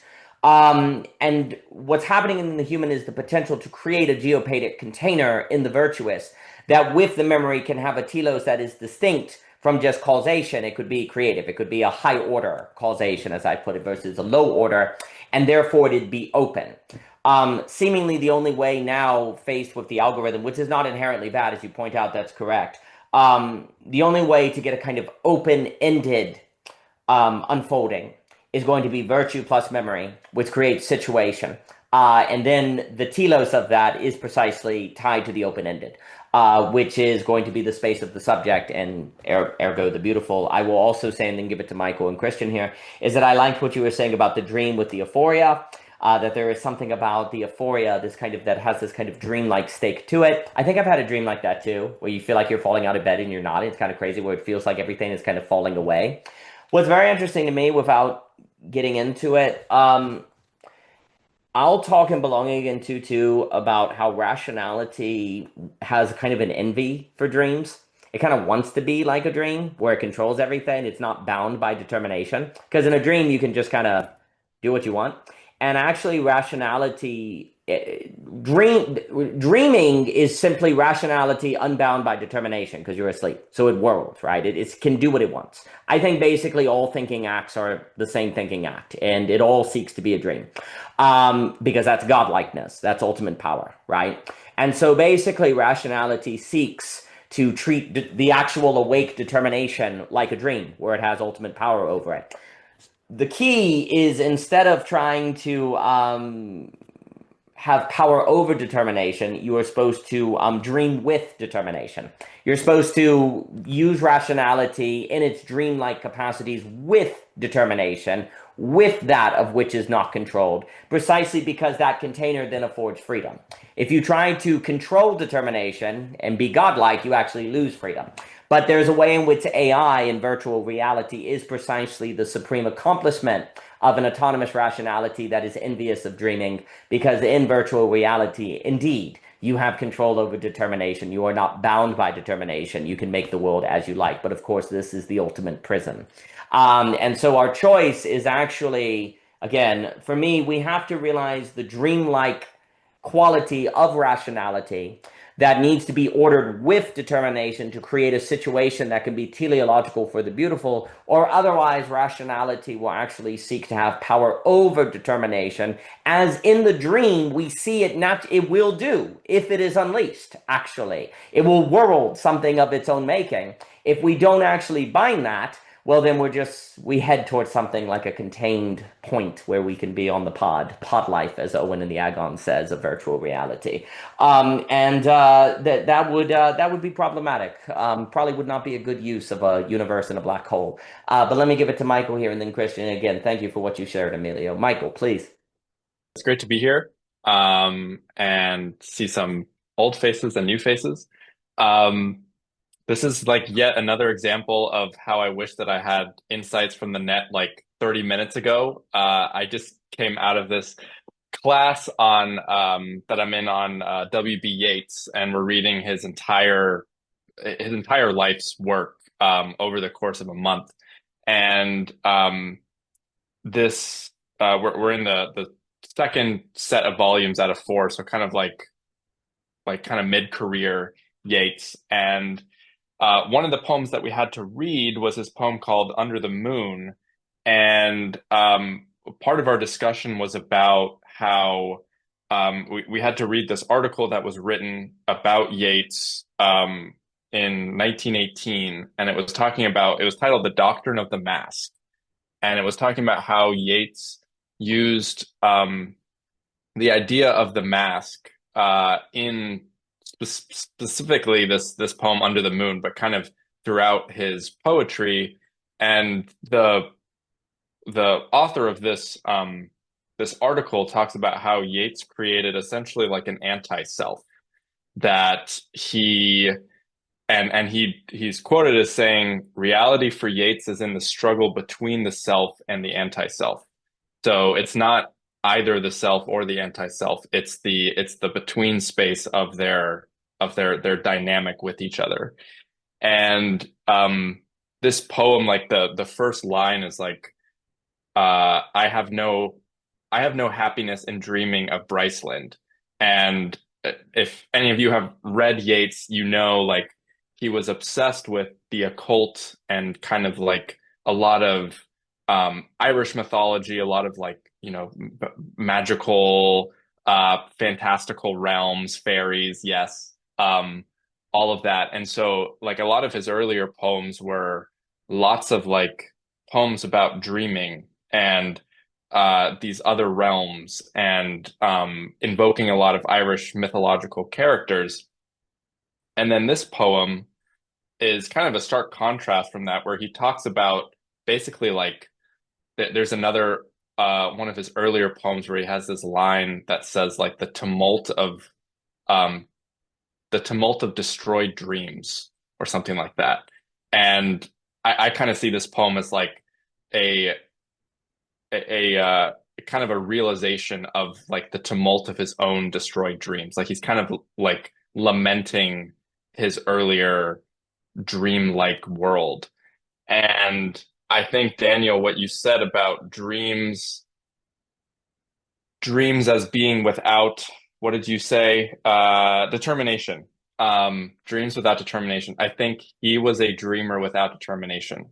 He was like, and it's well documented, like he had this woman who like broke his heart, and he found out later that she married someone else and had kids, and she was kind of like his muse, and it's this like world crashing down of that. And I think this poem is like him realizing, I was saying in the discussion, like a kind of sobering realization of his unfulfilled dreams, and how his dreaming of kind of these like romantic pastoral landscapes, he was also kind of trying to, he was actually, I kind of read him as like a metamodernist before metamodernism. Like a lot of his poems, there's kind of this like attempt to, in a very Neoplatonic way, like synthesize these different traditions and practices into kind of one form, one ideal.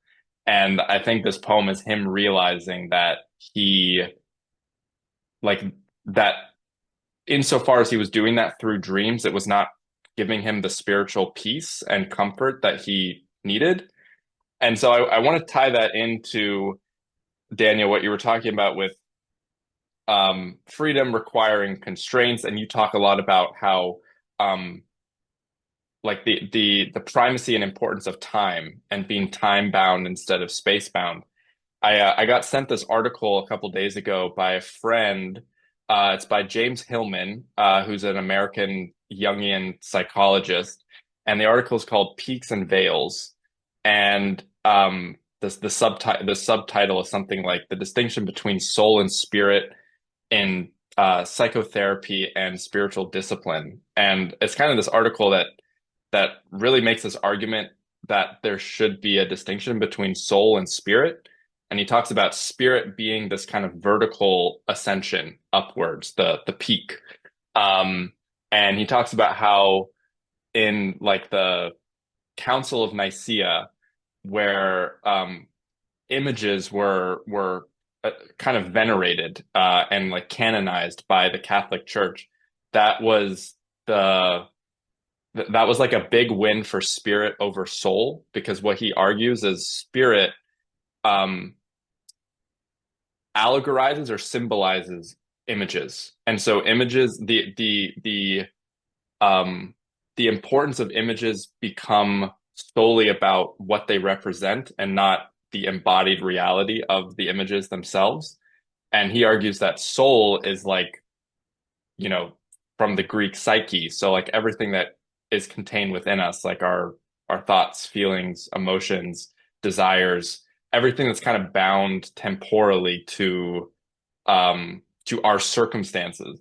And I kind of read Yeats as like a very spirit oriented poet, and I think he created a lot of misery for himself because he was attached to these images and what they could represent for this, beautiful idea of like a unified theology or a unified spirituality between Eastern mysticism, Christian mysticism, the occult, all these things. But I think he was ultimately unsatisfied because those images, when he came down to earth, never lived up to that idea. And I think, we talk a lot about in the net and kind of in this like corner about like practices, embodied practices. Jacob will talk a lot about, and Seth will talk a lot about the body. I know, Thomas, you have a new course on health, which integrates the body. People like John Vervaeke kind of criticize the Romantics because they didn't offer any practices for experiencing the world the way that we read their poetry and literature, and we're like, how do you see a universe in a grain of sand? Like, how do you actually do that?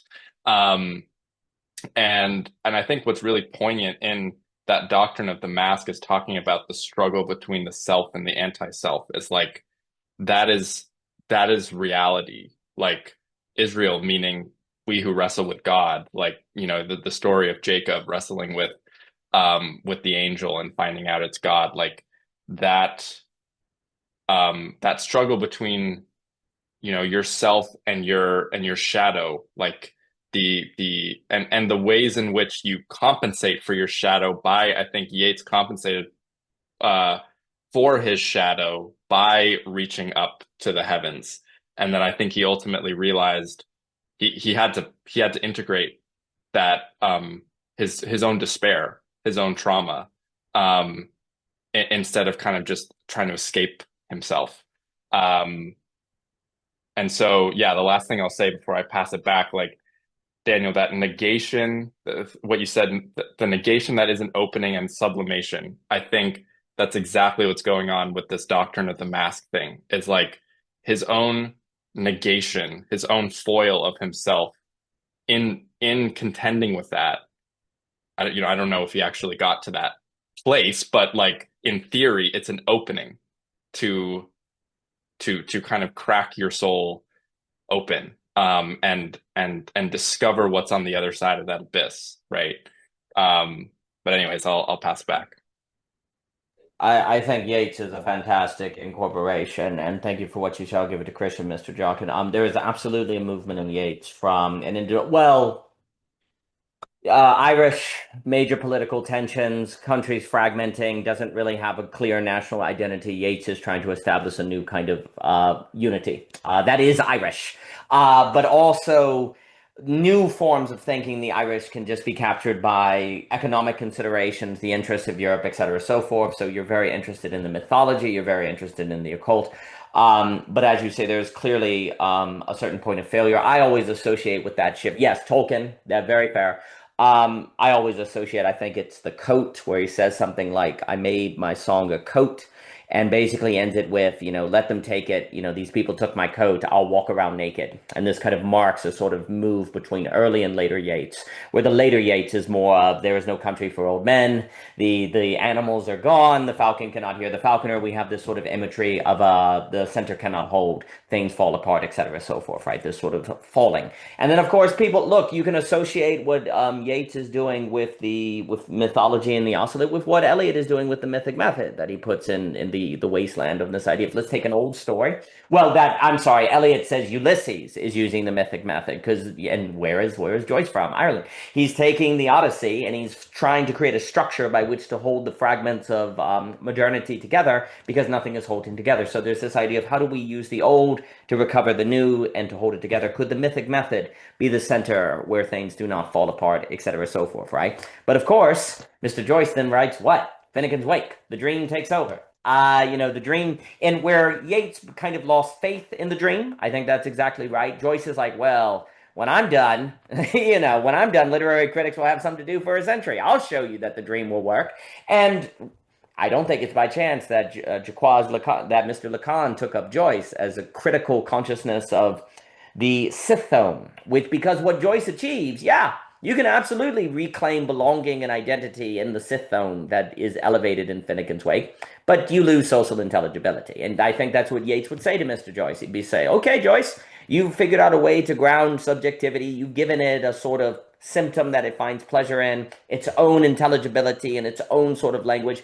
But no one else knows what's going on with Finnegan's Wake. So it works for the individual to treat the symptoms of modernity, but we don't have national identity, and we don't have a social structure. And I think Mr. Yeats attempted that, and then did not believe it would succeed. It's quite interesting, because what you are suggesting is that a concern about the spirit without virtue, or without the social, or without honoring the between space, can be very problematic.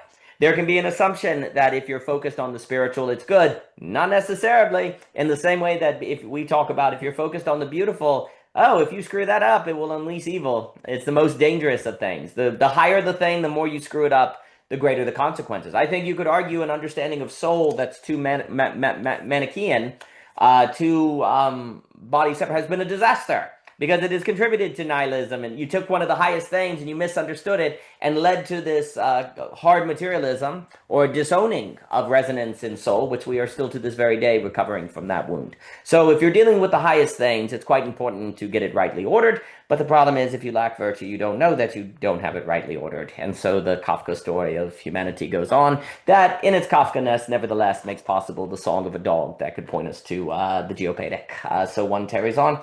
I will also say, yes, it is true. I understand. And then I'll give it to Christian and Mr. Jockin here. I think there is an argument to be made that the Romantics did not give us practice. To the defense of the Romantics, it was quite difficult to be sedentary in that life. There was lots of work, lots of activity. The idea that we need practices today is strongly tied to the sedentary nature that we currently have and the lack of churches and the lack of spiritual resources. I think we see an emphasis on the romantics, and then you could even say the transcendentalists, of how do you see differently what you're doing. You already have the practice, you just don't see the spirit in the practice, and thus bringing work. And Tolstoy is arguably trying to do this with when he depicts work in Anna Karenina. There's this idea that actually you're already doing the practices. Well, you could argue Tolstoy's great move is to say actually work, the working class, work is a spiritual practice if you see it in the right way. And this was for Tolstoy, I think, basically the real revolutionary activity. It's like, oh my gosh, everyone is already doing a practice that could be spiritual if they only realize it. We don't have to convince them to do a different practice. Work itself has a spiritual potentiality in it if you just unleash it. Now, to the degree we think Tolstoy succeeded in this, but he is a different matter. It's interesting to compare the lives of Tolstoy and Dostoevsky and where they end up. But there is something to be said about that scene where they go to cut down hay in Anna Karenina. That's some freaking good writing. I go to that all the time. And to show a certain spiritual potential in work. But in Tolstoy, work, labor, is a spiritual practice if only you saw it as a spiritual practice. And I think many of the romantics and transcendentals were like, well, we have the land, we have the potential, we just don't see it correctly. Whereas today, we don't even have the practice. So you can perhaps say we're doubly screwed and actually need more intentionality for the practice, et cetera, so forth. Now, I am not saying Dr. Vervaeke does not know all of that, but I suppose, if I were to defend the romantics and transcendentals, again, they were not so sedentary. They indeed were in a life of perpetual using of the body. But then again, perhaps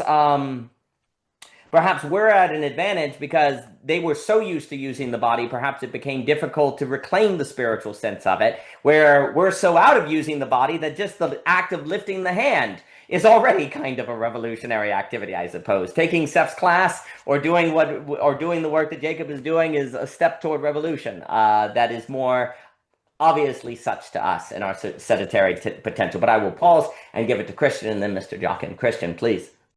Well, first I wanted to throw out Emilio opens the gate on interesting stuff, and I was reflecting on something interesting. I mean, I've had some mysterious experiences in my life, but one of the ones that's just like fun to talk about is I had an old girlfriend who would tell me that she would be thinking about something all day, and we were on and off long distance. We lived in different states, sometimes together, sometimes not.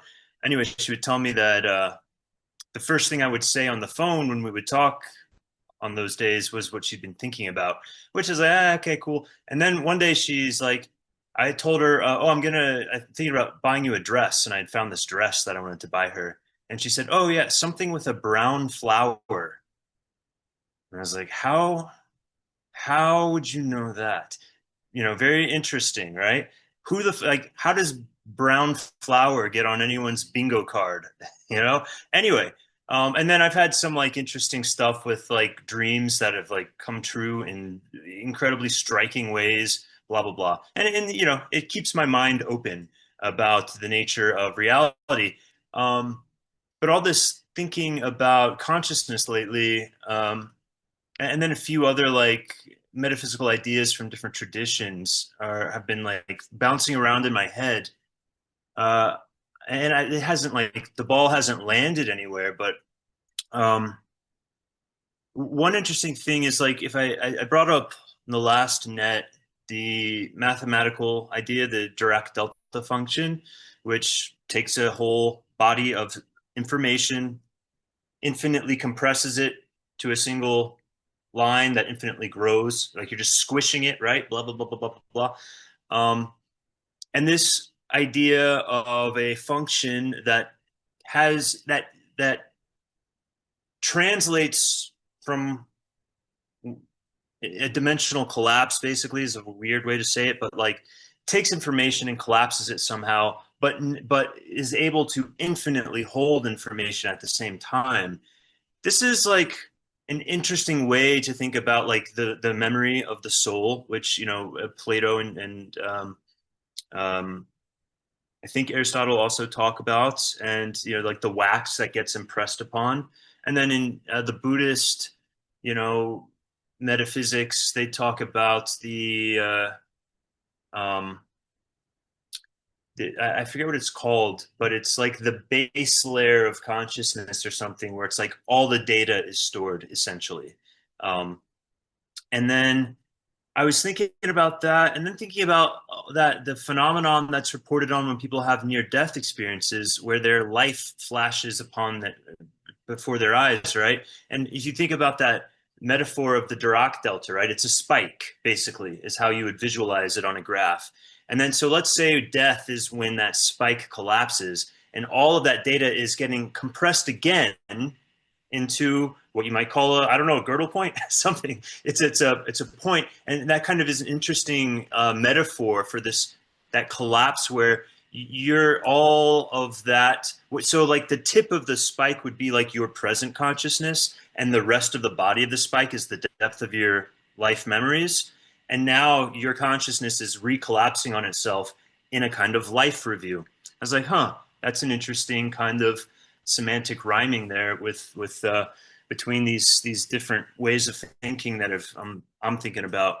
But it can also, it got me thinking about what seemed to be like psychic premonitions, and basically like so we have some access to our memory, and we wouldn't have intelligence without it, right? So even though we're at the tip of the Gödel, the Dirac spike, so to speak, we have a Gödel point and a Dirac spike now to play with. We're at the tip of the Dirac spike, and we have some amount of memory recall. Probably we can't recall everything that's ever happened to us. A lot of people can't remember anything before like the age of 3 or something like that, right? Just not to say the memories aren't there. And so then, like, where ultimately does all that stuff go when it collapses? Blah blah blah. I mean, you can ask the question: is there a universal soul? Right? Is there a great mind? Is consciousness a unity? And then the resonance between consciousness and the physical world create these islands that we call souls, something like this. Anyways, it's like it's the fuzzy new agey thinking that can justify all sorts of bullshit. And I'm like, I don't know, maybe it also explains some really interesting bullshit. So that's where my mind has been lately. Well, by lately, more like once. It's lots of stuff that's been popping through my head lately. This I wanted to say something about beauty, and I've said this before about the sensing beauty rather than trying to like define beauty. And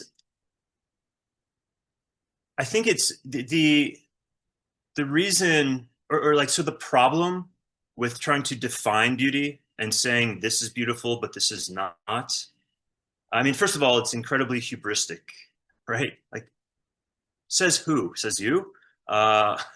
You've got literally one single point on something, and you can make a deeper argument about why it would be kind of, I mean, if you like take the Buddhist notion of there's no such thing as like a dependent origination. This basically implies that whatever you call beautiful, that piece of music, whatever, it can't exist without literally everything else.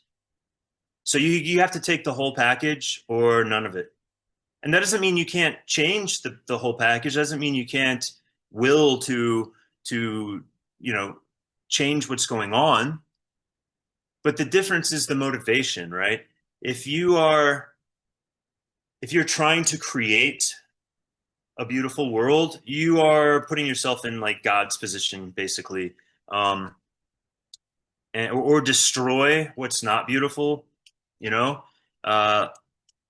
and what happens is also like, so what's the consequence of doing that?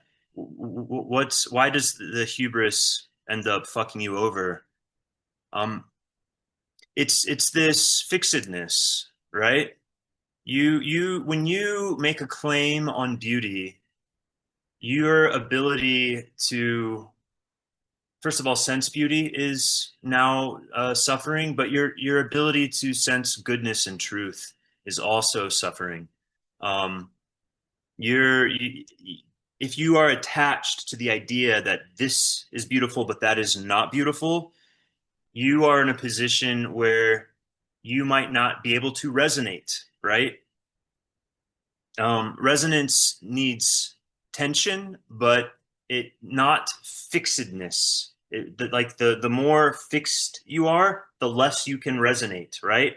Like that's why the head of the drum is with a sheepskin and not, metal. I mean, metal can resonate too, but you know what I'm saying? There's a principle here of fixedness versus ability to resonate.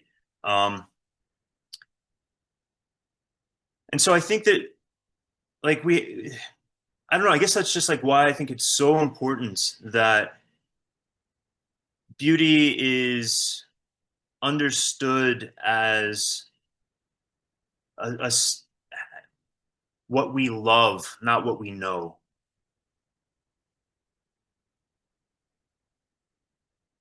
Because the mind, I mean, we become like stuck as the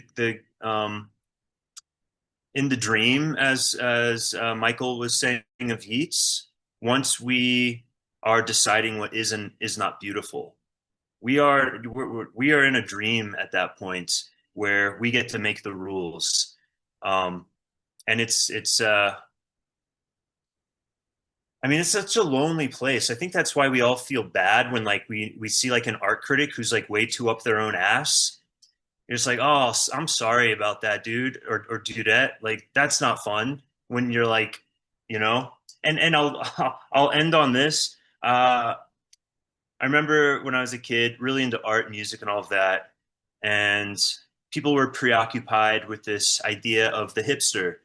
And I was like, all right, well, what's a hipster when you think about it?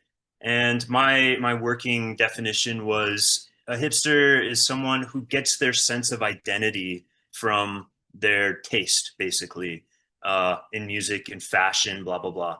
You can have taste in music and fashion. You can enjoy stuff. You can enjoy obscure stuff. You can enjoy whatever. But when that it gives you your self-esteem and your sense of identity, well, then you're a hipster.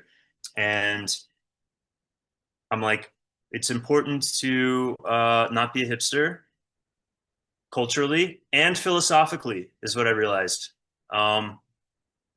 There's a temptation to become a philosophical hipster where you get your self-esteem, your sense of identity from these are the philosophies I work with or that I grok, that I'm like fluent in or that I subscribe to.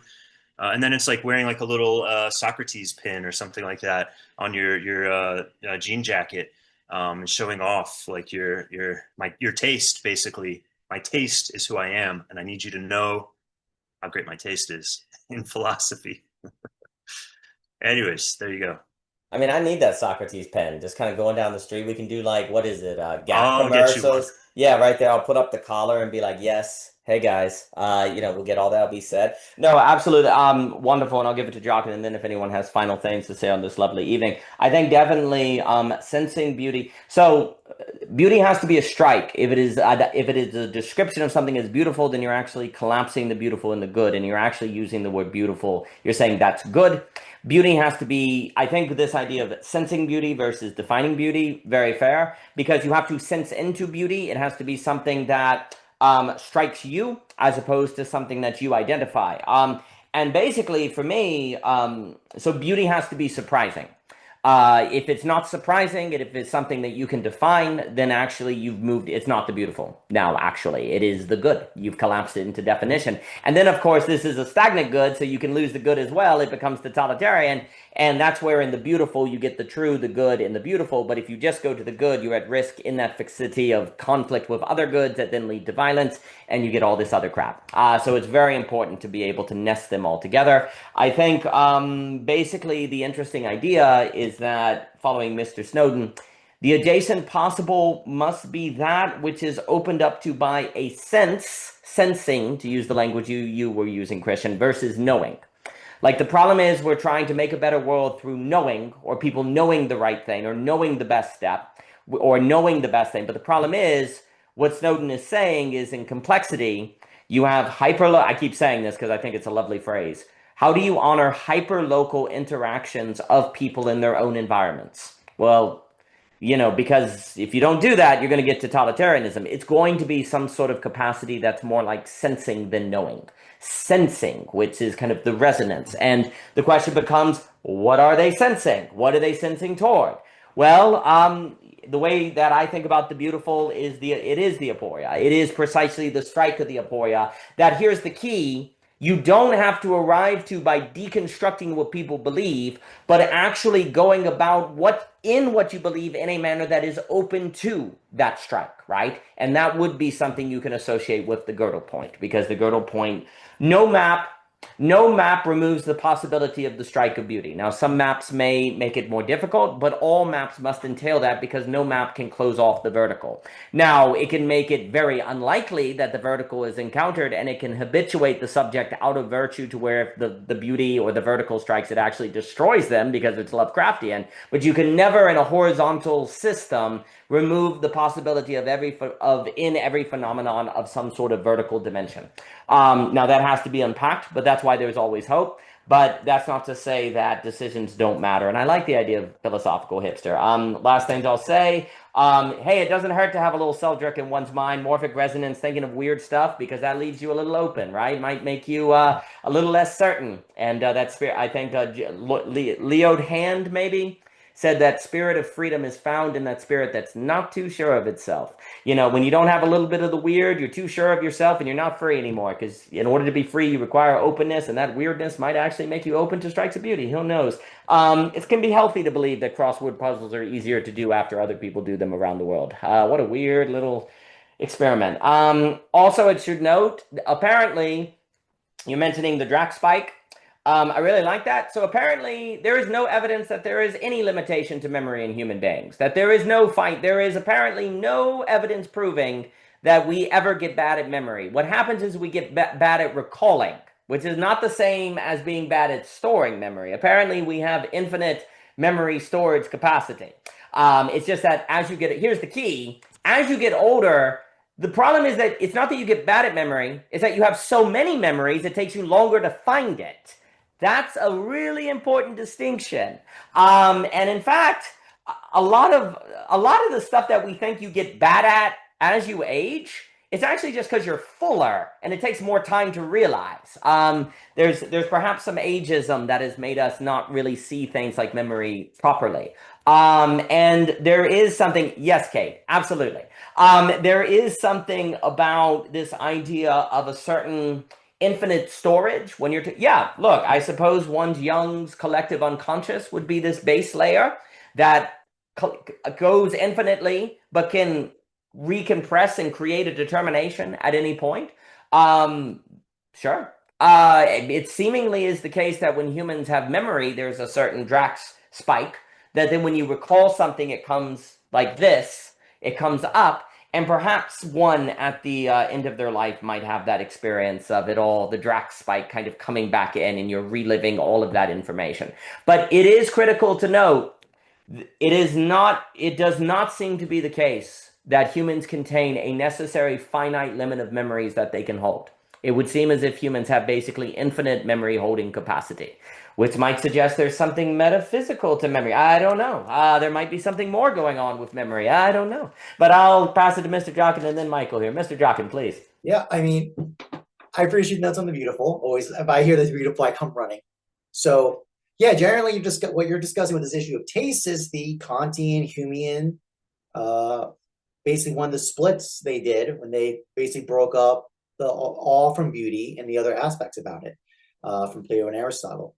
And it causes this kind of exactly this kind of critique of it becomes an identity status distinction.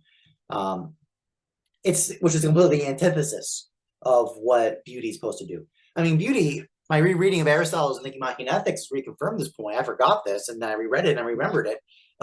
The beautiful, telos, is the purpose of all the virtues. It's repeated over and over and over again. And Aristotle actually brings it even harder, more succinctly than what Plato does when you think from Phaedrus, for example, or Symposium about beauty.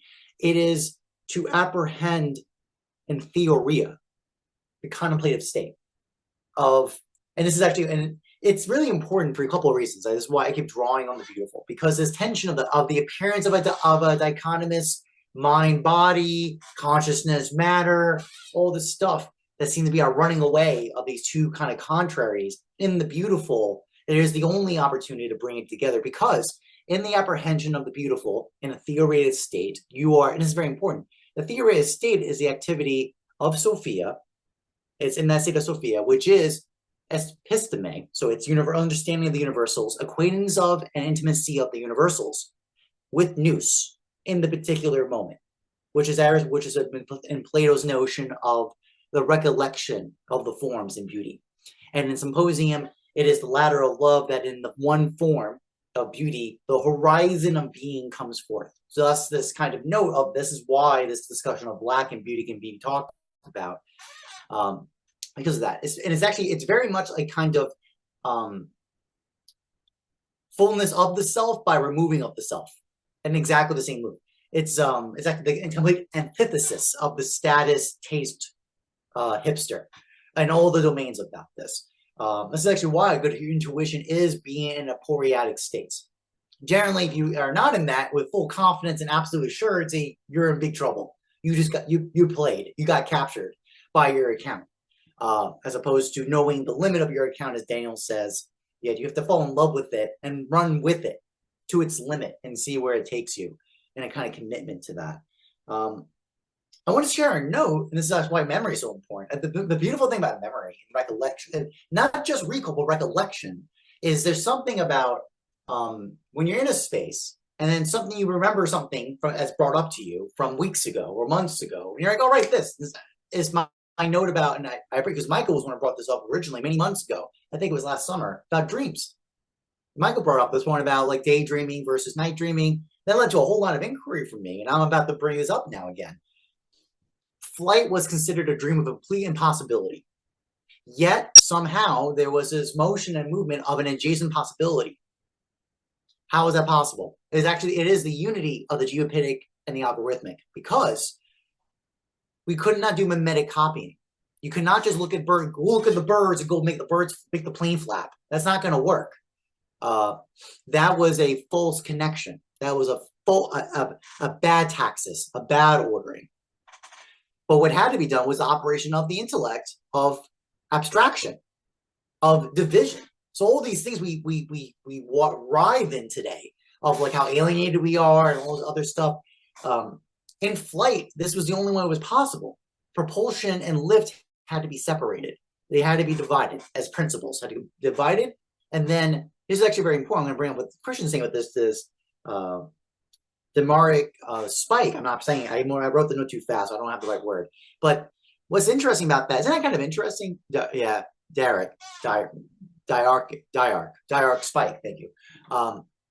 It actually, this is important. So I think about this. So the schema, the figure, which is, I say that because there's different kinds of form, that is the most brutal, like the most material is schema, which artifacts can take on, versus morphe and eidos and all the other ones.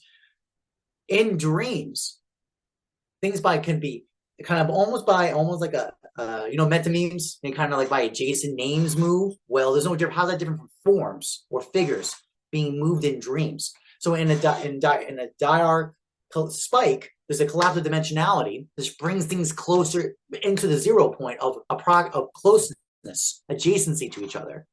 And in the dream state, one can come into a kind of metaschematic orientation, you want to call it that way. I'm having fun with the language, by understanding the principles of flight, of lift and propulsion.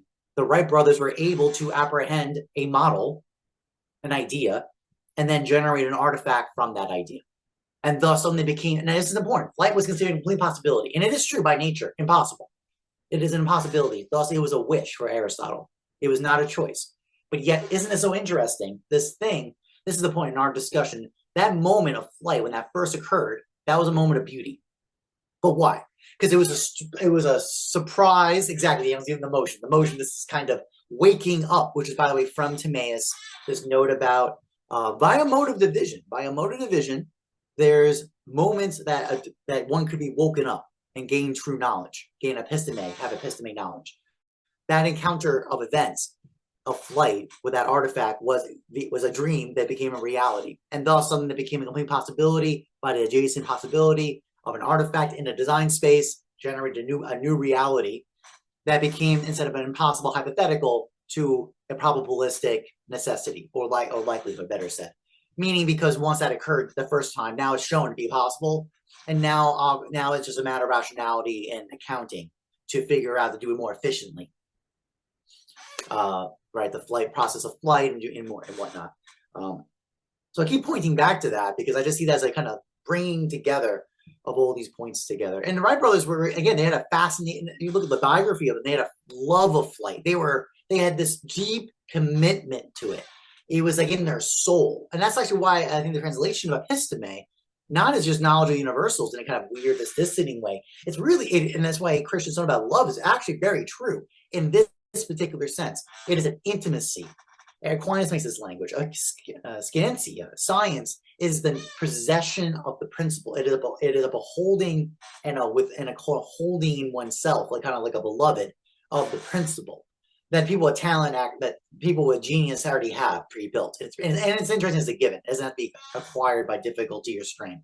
But just as a note, what does that mean? So it actually means that the scientist is opposed to being this kind of person of episteme, not being this kind of detached algorithmic scientist who is like distanced. It's actually, and that's really the case. Most scientists, you have to read the biographies, are very much not that way at all. They are deeply impassioned in their topic. It is like a deep belovedness to the thing they're concerned about. I just think that it does a kind of, how shall we put this, a resonance coupling. So the Wright brothers were in the right dispositional state by their orientation of knowledge, have possession of belovedness of the principle, that they could have a resonant coupling with this possibility within the dream space of basically what's possible, and then find the adjacent possibility, produce the artifacts that create the new domain space of concern for flight that was once an impossibility and wish, now it's not become a choice of what could be done now. This is when I share those notes. Very lovely talk. Magnificent. Certainly a way to look at Paul Feyerabend is he is warning that scientist is not an objective method. He's like, look at Galileo, it's passion. And he's very concerned in his book Against Method that if we think of science as dispassionate, seeing as when you look at the history of scientific insight, it's from these passionate individuals, that this will lead to a crisis in the sciences and that it will lose eureka and innovation and so on and so forth. There are some people that argue today that science has been in crisis and that innovation has been on downcline and has been captured by a grant system until the decentralized social coordination mechanism online has allowed new scientific thought by passionate individuals. I will let others decide if that is the case. But Mr. Paul Feyerabend was very concerned about this. There is also something about if passion and knowing, like actually knowing, are tied together, then the meaning crisis in this sense is a passion crisis, and then passion and resonance go together. So it's a resonance crisis, to allude to Mr. Kashir's work. Also, what you were saying on beauty, absolutely. Sometimes I think about it this way. The true is a probability distribution. The good is a curve in the probability distribution, and the beauty is an opening of a new probability distribution. Now, that would have to be expanded on, but basically beauty affords that there are probabilities that are new. Because once flight occurs, this was impossible. Now there are different rearrangements and probabilities according to which flight can manifest, but it was a new opening. So again, true is the fact that there is a probability distribution. Good is a curve in the probability distribution according to time, and then beauty is an opening of a new probability distribution. And so it has to be surprising, it has to be a strike, and it cannot be named. It has to be experienced. Also, I think this idea that flight to be created by the Wright brothers had to be abstracted from the bird and then thought in a new way. This is incredibly important. So that abstracting principle is necessary for the opening of new probability distributions, new horizons. But the issue is, if you give humans that abstracting capacity and remove from them passion in the beautiful, then they're going to abstract themselves into death, basically. And you could say that's what's happened today. Is abstraction is an incredible power. But if you don't have the beautiful, then you're going to be abstracting without it being in service of an experience that situates you in the world. You're going to then be in the dualisms. You're going to abstract into all the dualisms. Whereas beauty actually shows how the things go together in a higher dimension. The last thing I'll say, and then give it to Michael and then Christian, if anyone has final things. It's very interesting to me because as you were mentioning, in the moment you recall a previous net session on dreams and you bring it up here, there's something about memory that is almost like the present gaining a new geometry, a new form in relation to the past. It's like I'm thinking Flatlander, I'm thinking what Christian was saying. What you do in this moment is you create a relation with something that happened 5 months ago that then kind of is almost like a pillar, a kind of shape that is reaching there, changing the shape of the present moment. So what memory does is allow the present moment to have texture it otherwise could not. You couldn't bring up the memory of that conversation unless you had it. Therefore, the form of the conversation would be different without the memory than with it, right? So the form of the conversation and what is said and what people respond to and what form that makes, which then plants in 10 weeks will be a new memory that will give new form to that, on and on.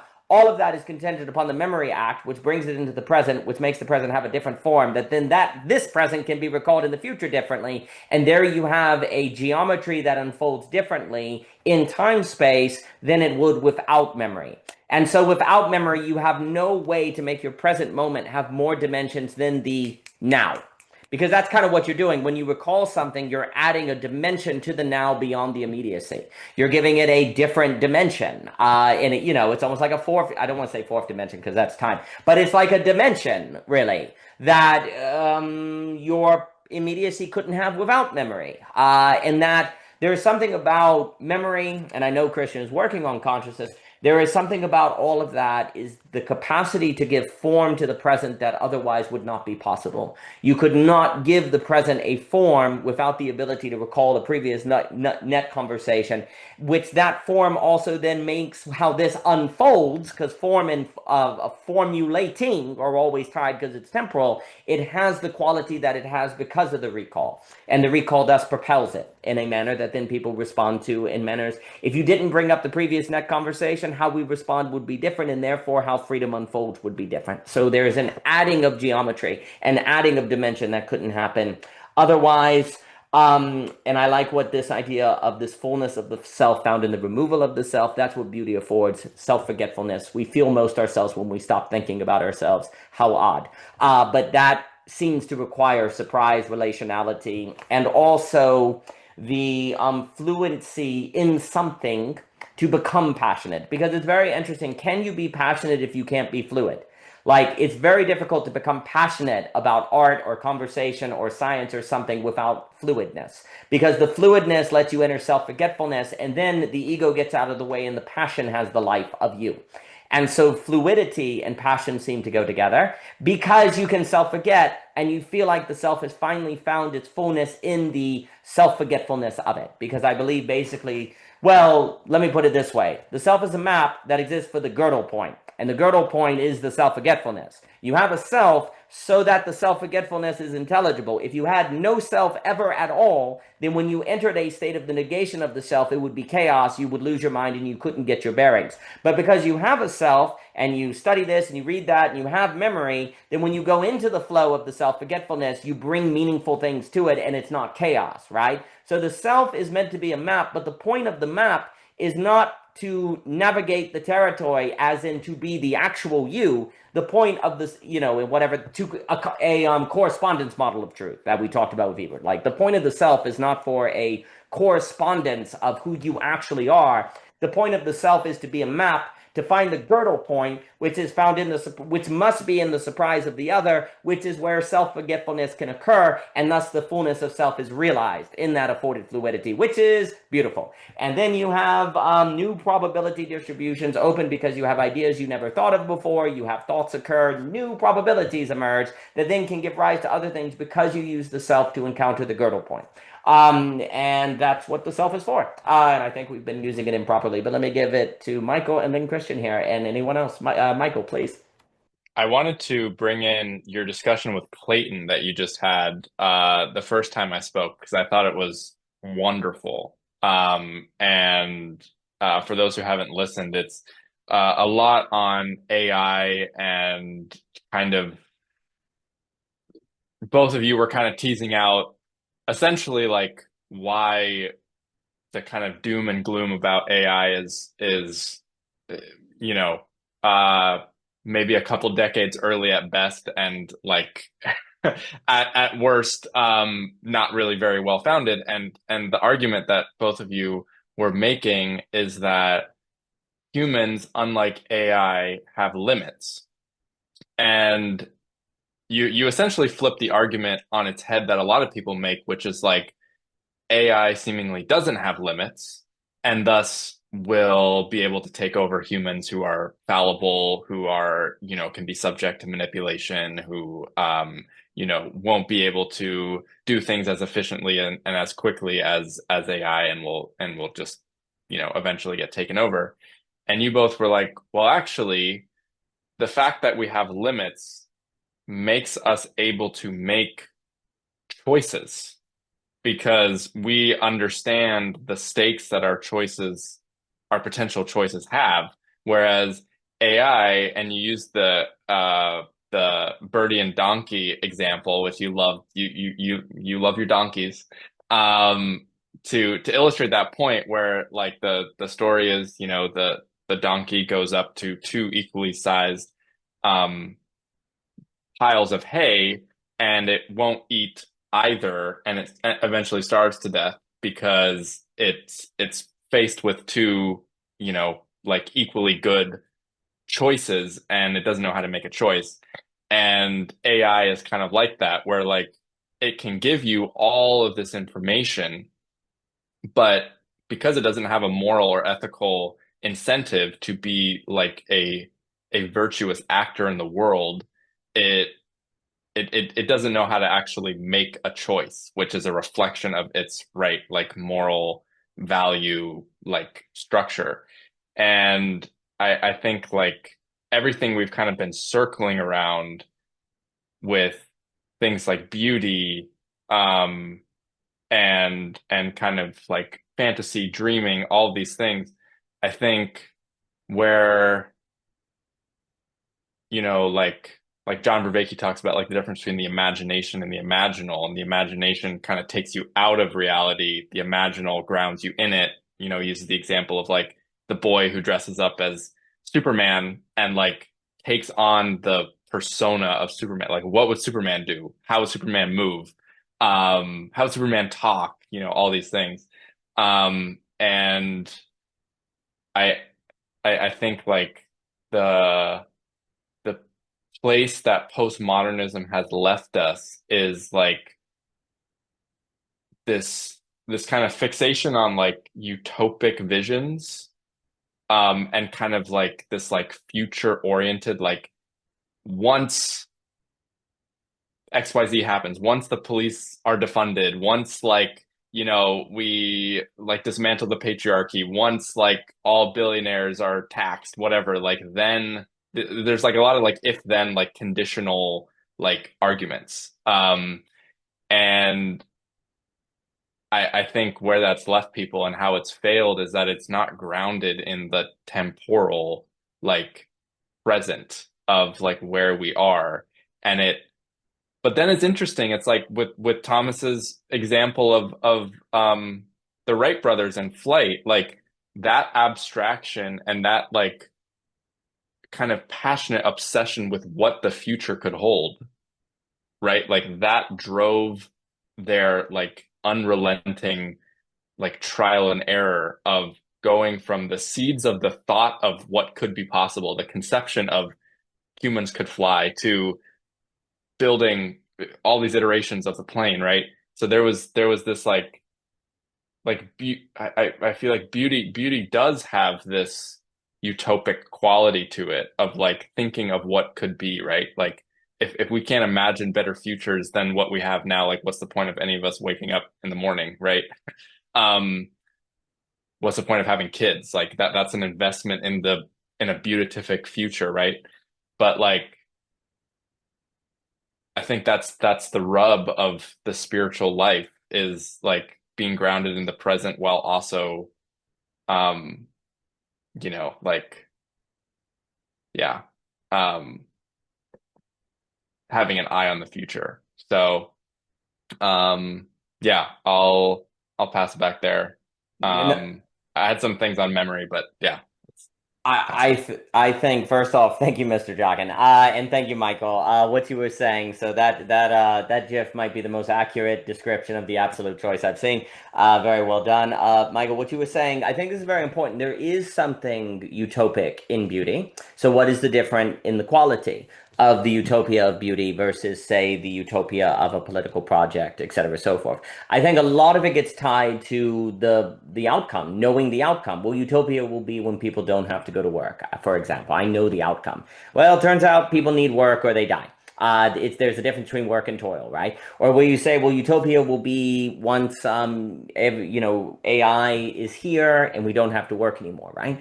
The defining of utopia versus, I'll use Christians, like the sensing of utopia seems to be quite different.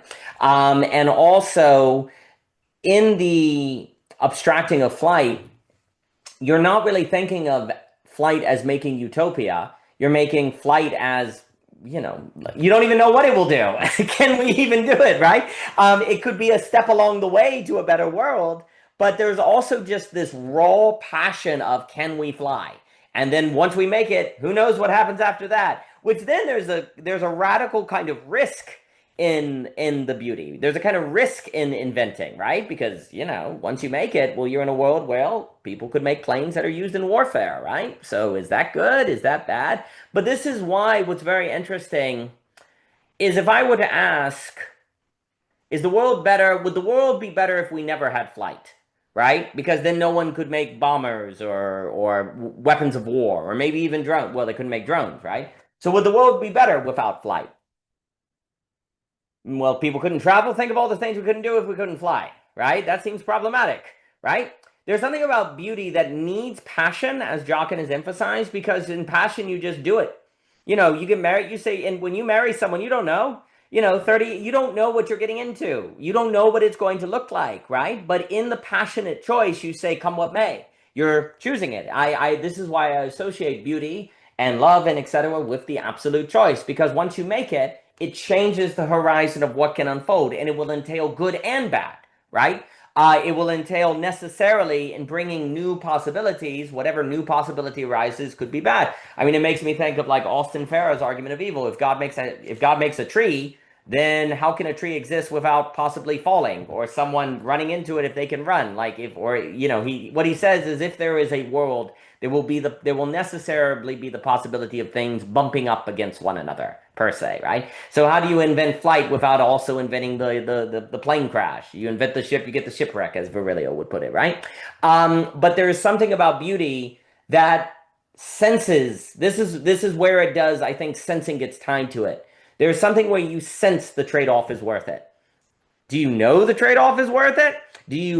Can you justify it? No, but you sense you ought to.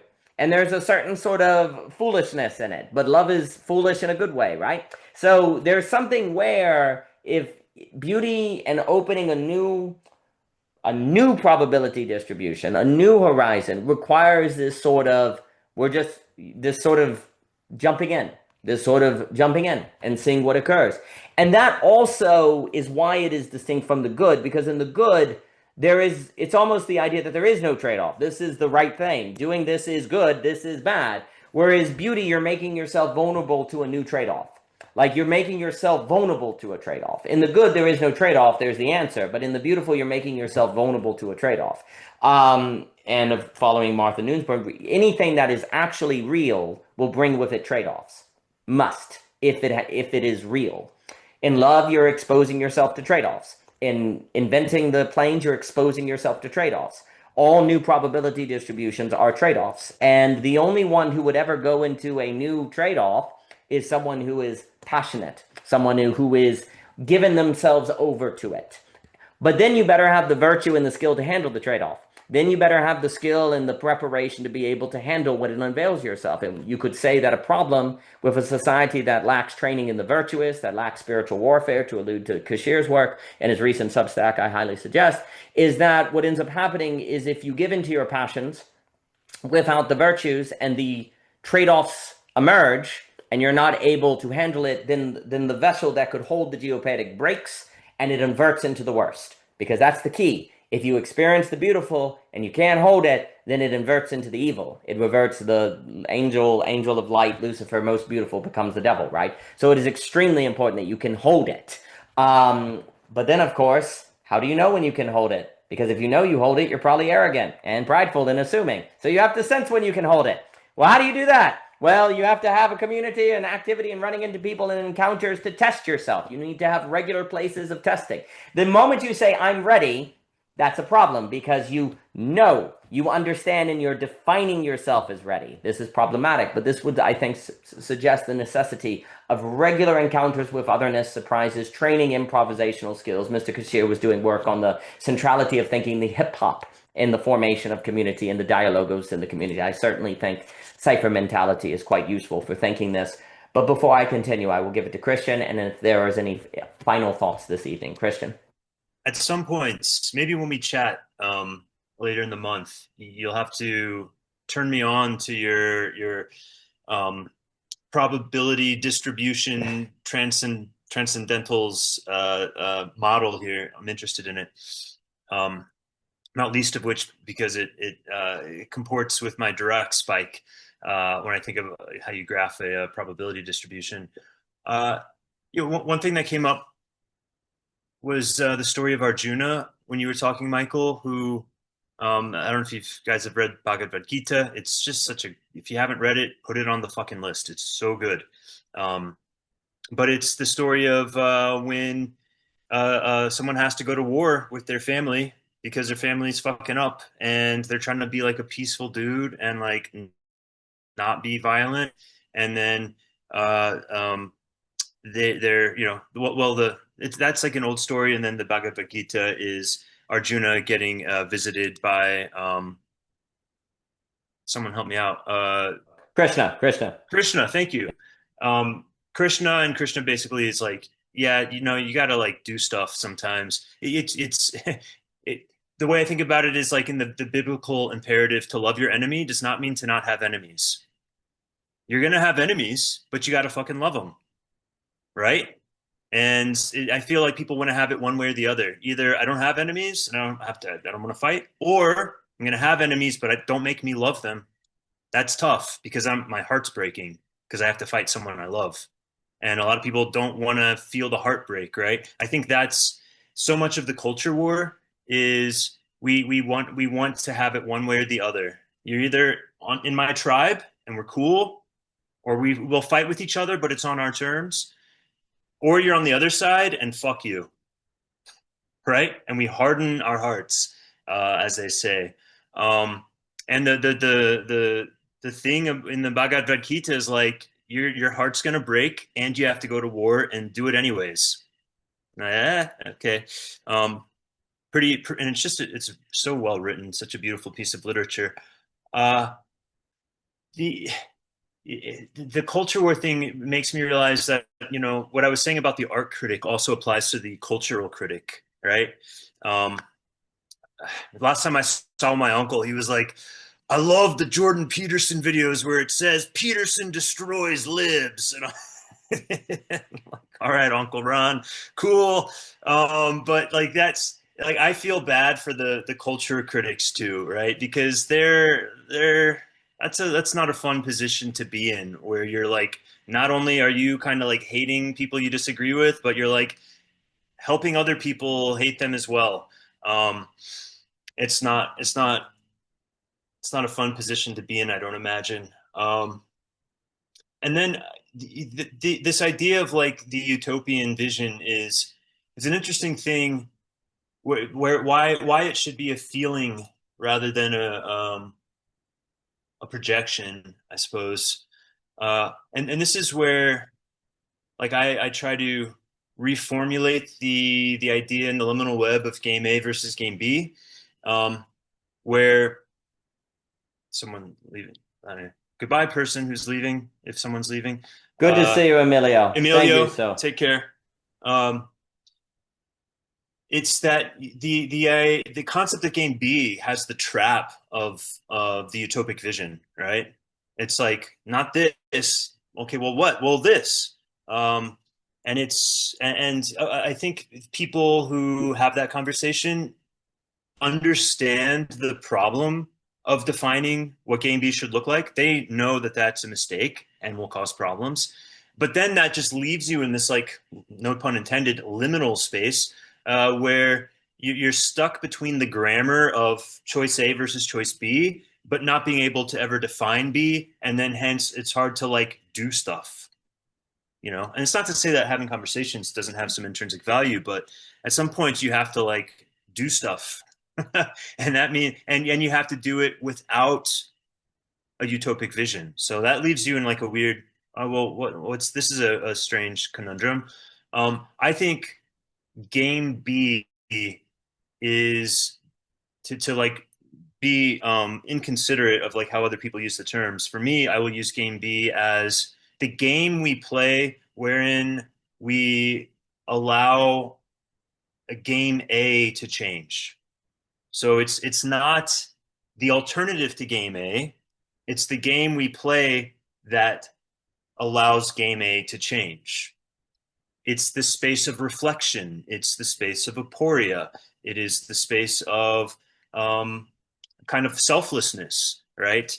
Because in game A, we all have a self and we all have an objective and we have, like, we got to stay alive and I've got my values and blah, blah, blah.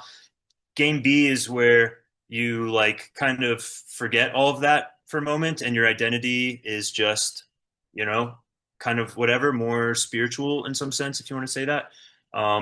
Where it's a space where you're fearless, right? Where if you were to die tomorrow, that's okay, because that's not your main concern, right? You're identified with something that can't die, you could say. And so then that gives you the ability to play game A differently, or at least to, like, reconsider it, right? Because otherwise you're kind of stuck in your patterns, you're stuck in your assumptions, your fears, blah, blah, blah. It's risky to change the game, right? There's risk involved, and, you know, you don't want to do it just willy-nilly. So you need like a special space, and we need to create spaces to play game B, is what I will say, something like that, as opposed to, like, turn game A into game B. So that's my little flip there. I have this, like, thought about beauty. My like aesthetic intuition is that beauty, truth, and goodness are different but equal, or something like this. Like, looking at, it's just like the three dimensions of love is, like, I guess, one way to put it. I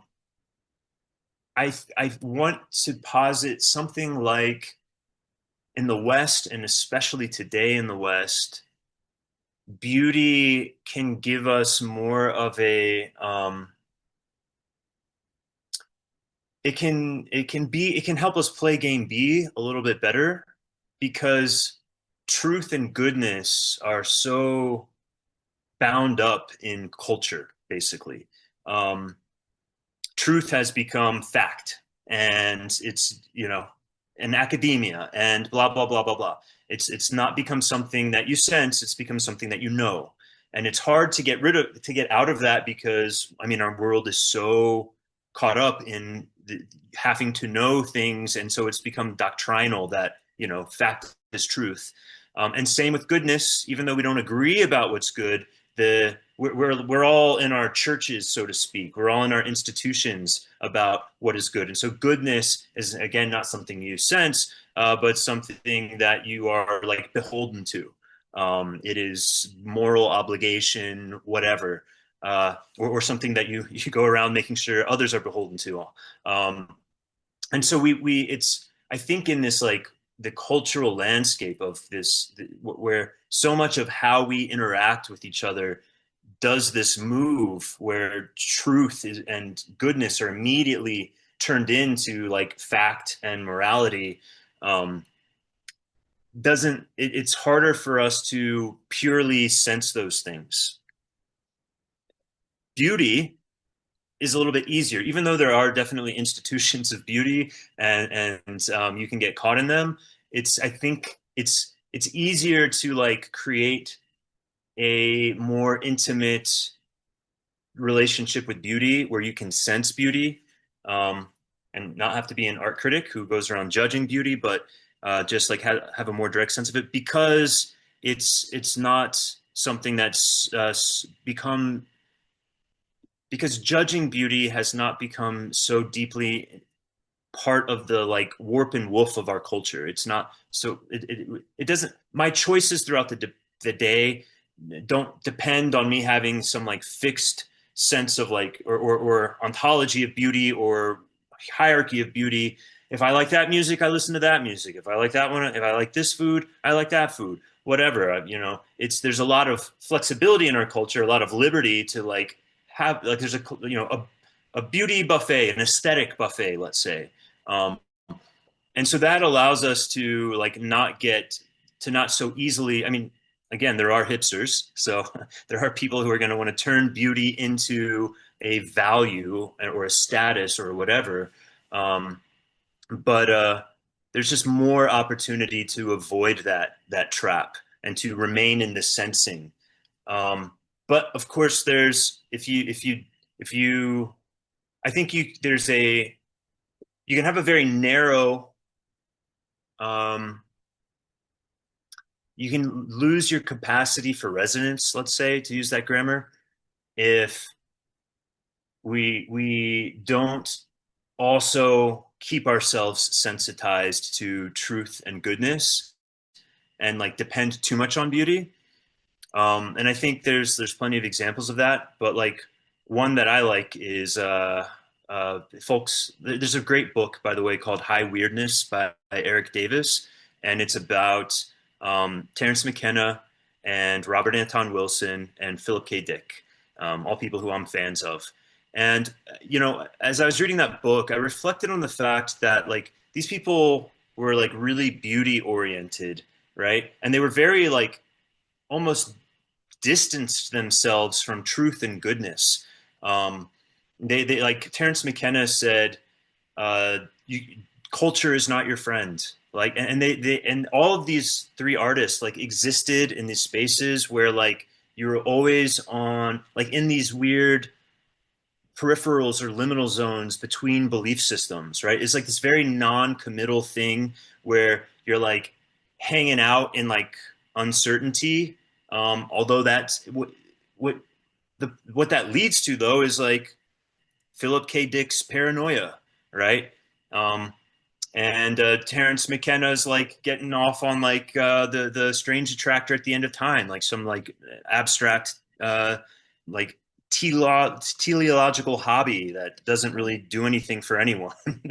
Right? And so then you can get kind of like it, even if you remain sensitive to beauty, if you're not sensitive to truth and goodness, it's like a very narrow place that you're kind of stuck in that doesn't give you a lot of room. And and it also, I think, like when I reflect on those three people, they all seemed very emotionally dry. I've listened to hours of Terence McKenna, quite a bit of Robert Anton Wilson, read a lot of Dick. There's never a moment of sentimentality. I never once heard Terence McKenna talk about his children or being a father or falling in love. It's always like very dry. It's very like weird. And then I think what they try to do is compensate for the lack of the sensitivity of goodness and truth, by like searching for what's like a virtual aspect of those things in beauty, where they kind of like almost try to reify the weird as the true. I'm sorry, the beautiful as the true, or something like this. Um, and anyways, it's something that came up for me. I ended up going into my essay. This essay is really just like turning into an opportunity for me to like plug in every interesting little idea that's got stuck in my head. Well, oh yeah, I fit that in there. It's pretty fun. Um, Did I have anything else? Oh yeah, it's calling them beauty junkies. You don't want to be a beauty junkie. Uh, and lastly, I want to posit that in aporia, truth and beauty and goodness, none of them are privileged over each other. And in fact, it's where they're like the most integrated with each other. It's yeah, I'll leave it at that. It's the state wherein truth is maximally beautiful and good, goodness is maximally true and beautiful, and so on. Where the distinctions between them are most fully collapsed into just a pure lovingness. No, I appreciate you sharing all that, and then I'll give it to Jacob Kashier. And again, if anyone has final thing there, so critically, there's the idea that when you have concentric circles, that if you get the beautiful, you also in the center you get the good and the true. You get them all. And the problem becomes that basically when beauty gets identified, say, as the consistency or symmetry of a model or an idea, or the fact that it all fits together, the problem is that it lacks the strike of beauty. And what ends up happening is that actually then becomes this kind of flat coldness that can occur. And I think actually the notion of beauty in mathematics is often very problematic. And because that actually leads to what you're saying is, oh, it is elegant, therefore it must be true. Oh, it is simple, therefore it must be true. Well, there is an argument to be made that if complexity is the case, that the simplest principle is going to be the one that in most of all possible worlds is going to emerge to unpredictable results and can generate complexity. But that's different from saying that the issue is saying that it is beautiful and therefore it is true, because what is happening there is there's an idea of elegance and beauty being put together, where beauty is often Dante sees Beatrice and is struck by beauty, and in that strike of beauty, it draws out the passion. And thus in that passion, it draws something of you to prove to be of the virtue to handle that beauty. And then actually to understand the truth as that place of euphoria. Like beauty, the strike of beauty affords the euphoria. It affords that space where everything actually kind of opens up. And what ends up happening is basically without the beautiful, then you're correct. The true just becomes fact and the good becomes politics. Whereas in the beautiful, and Kate, thank you for being here. In the beautiful, what ends up happening is good becomes virtue, and truth actually becomes the Gödel point, the opening that is purely relational, subject, and surprise. The true is actually beyond the categorical. And the problem is, I think we actually do have this tendency now, like you're saying when you mentioned the beauty junkie. For me, I almost want to hear, say, the elegance junkie or the symmetry junkie. That is actually then, there's an aesthetic appeal. They're saying I appeal to the aesthetic, and maybe it's weird, maybe it's Victorian or whatever, and therefore things that fit with that aesthetic, therefore are what I'm going to give the benefit of the junk, the benefit of the doubt. But junk is a good slip there, right? Whereas in the beautiful, you don't get to plan so much. You don't get to think so much. Actually, you have to give yourself over.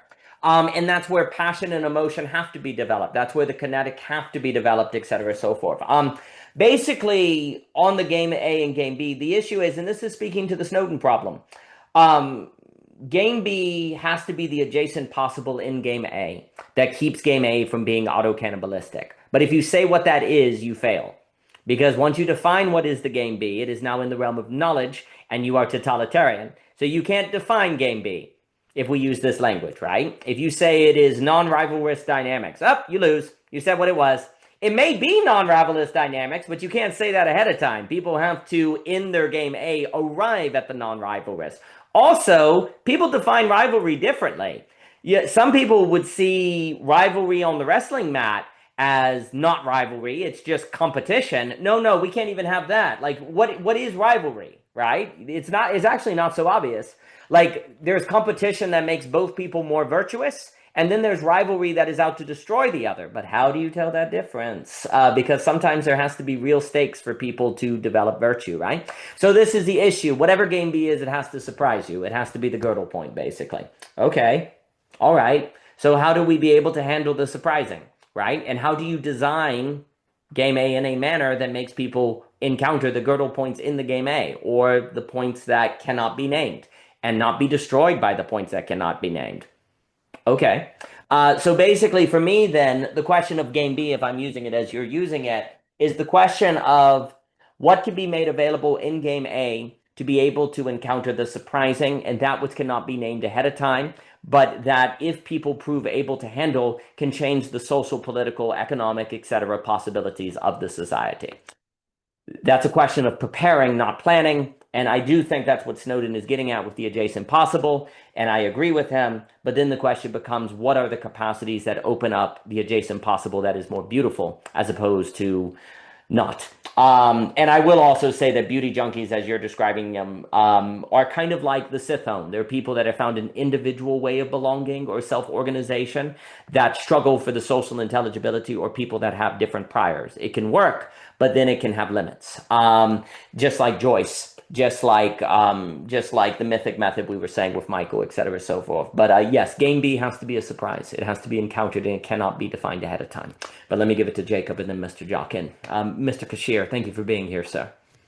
Absolute privilege to be slumbersomely resonating with this dialogue for the last few hours, it feels like.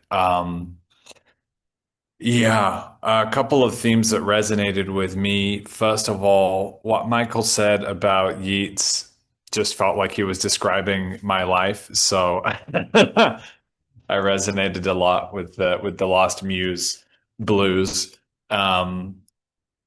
Also, yeah, just hearing these descriptions of resonance that were so simple in a way, and they pointed back to the same root metaphors, but hearing them through your languaging resonated in a different way. So that was also very useful.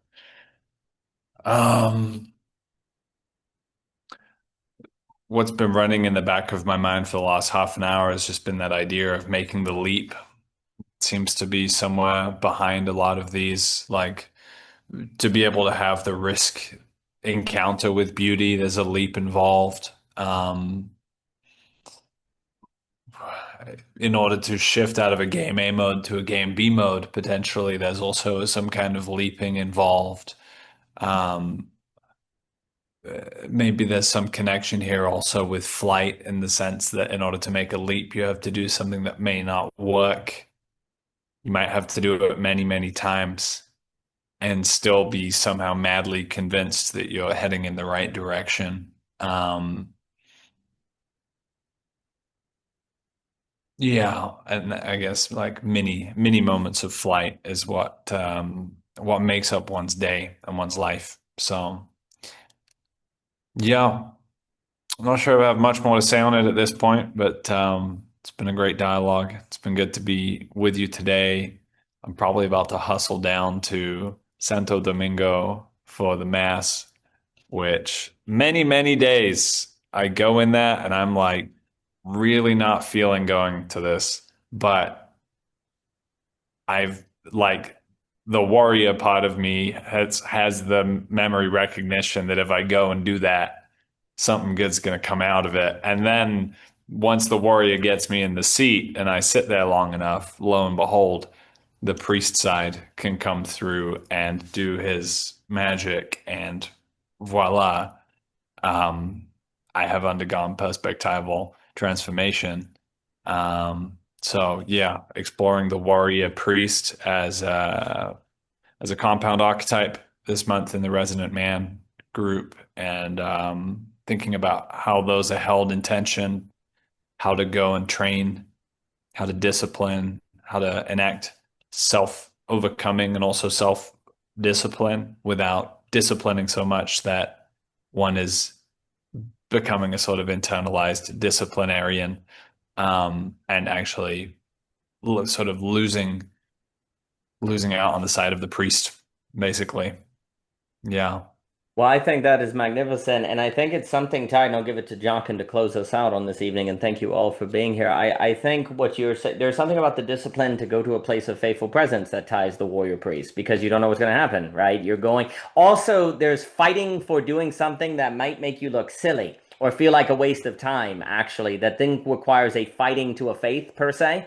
I think sometimes there can be a faith without fighting to the faith, or fighting without the faith, but there is something about fighting. If you fight to a place of the surprise, then I think that gets at the warrior priest, because you're fighting to do something that could surprise you. Therefore, you have to move into sensing versus knowing, and sensing is going to be on the priest. But then also there's a sense, it's interesting to think about the difference between sensing in the warrior and sensing in the priest, and that the warrior priest is the sensing you're fighting to go because you sense you should. So the fighting is used in service of the sensing to get to the place where something can come through. So it's interesting to think about the warrior priest as using those archetypes for a sense versus a knowledge. And perhaps the warrior becomes problematic when they fight for something they know, therefore ideology, and the priest becomes problematic when they fight for something they know, because then it becomes dogma or something, where knowledge of this is not to say knowledge is bad, but ultimately has to be in service of the sensing, because it has to be sensing the beautiful ultimately, and yes, to making a leap. And yes, to also gain B in flight, in the sense it has to be this thing that was thought impossible that then becomes possible, right? There has to be an impossibility to gain B. And actually, part of the problem of defining gain B is it seems possible, and therefore it is no longer like flight. Yeah, it seems possible to get rid of rivalrous dynamics because rivalrous dynamics are bad, right? Oh, well, actually, that's the problem. It seems too plausible, dang it. It's too appealing. It's not impossible in the sense of it would never, it's like, well, if we were all rational and moral, we wouldn't want rivalrous dynamics. It's funny to think if that's actually the problem, that it's not impossible enough, right? To actually be like flight that opens a new horizon. But I'll stop and give it to Mr. Jockin this evening. And again, thank you all for being here. Mr. Jockin. Yeah, actually, on that note, I think the very big idea of the contest, the agon, right, from Aristotle and Plato, I think is very important, because there are moments in the contest that beauty reveals itself. Because, and that's the thing, because people have some people have this contention with me about this, because things like, for example, boxing, where we do make statements about that was a beautiful performance, that was beautiful work. But yet the critique is, no, that cannot be because it's violence. But the reason why is because, and this is the lens, the hermeneutic lens to see this. It's the theoria of new understanding, a new possibility, a kind of fluency of reality has been revealed to you in the act. So just as a note, in terms of like, what is the kind of rival, like what is the contest that is bad contest versus good contest? It's the which ones are here to build up in a reality, a new encounter that would not be possible otherwise. So because sometimes you need that vivifying tension, as Christians been commenting before about that, to help reveal a new reality that wasn't there before.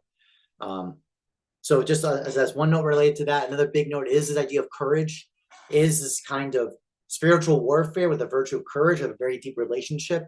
Obviously, I talk about this in the health course. What Plato presented to us with the image of Socrates was that example of a non-military form of courage, because it was literally everything you're saying, Daniel. Basically, this kind of faithful presence, kind of working through being humiliated, feigning ignorance, basically being dismissed, being put on trial, being charged with things he was not charged on.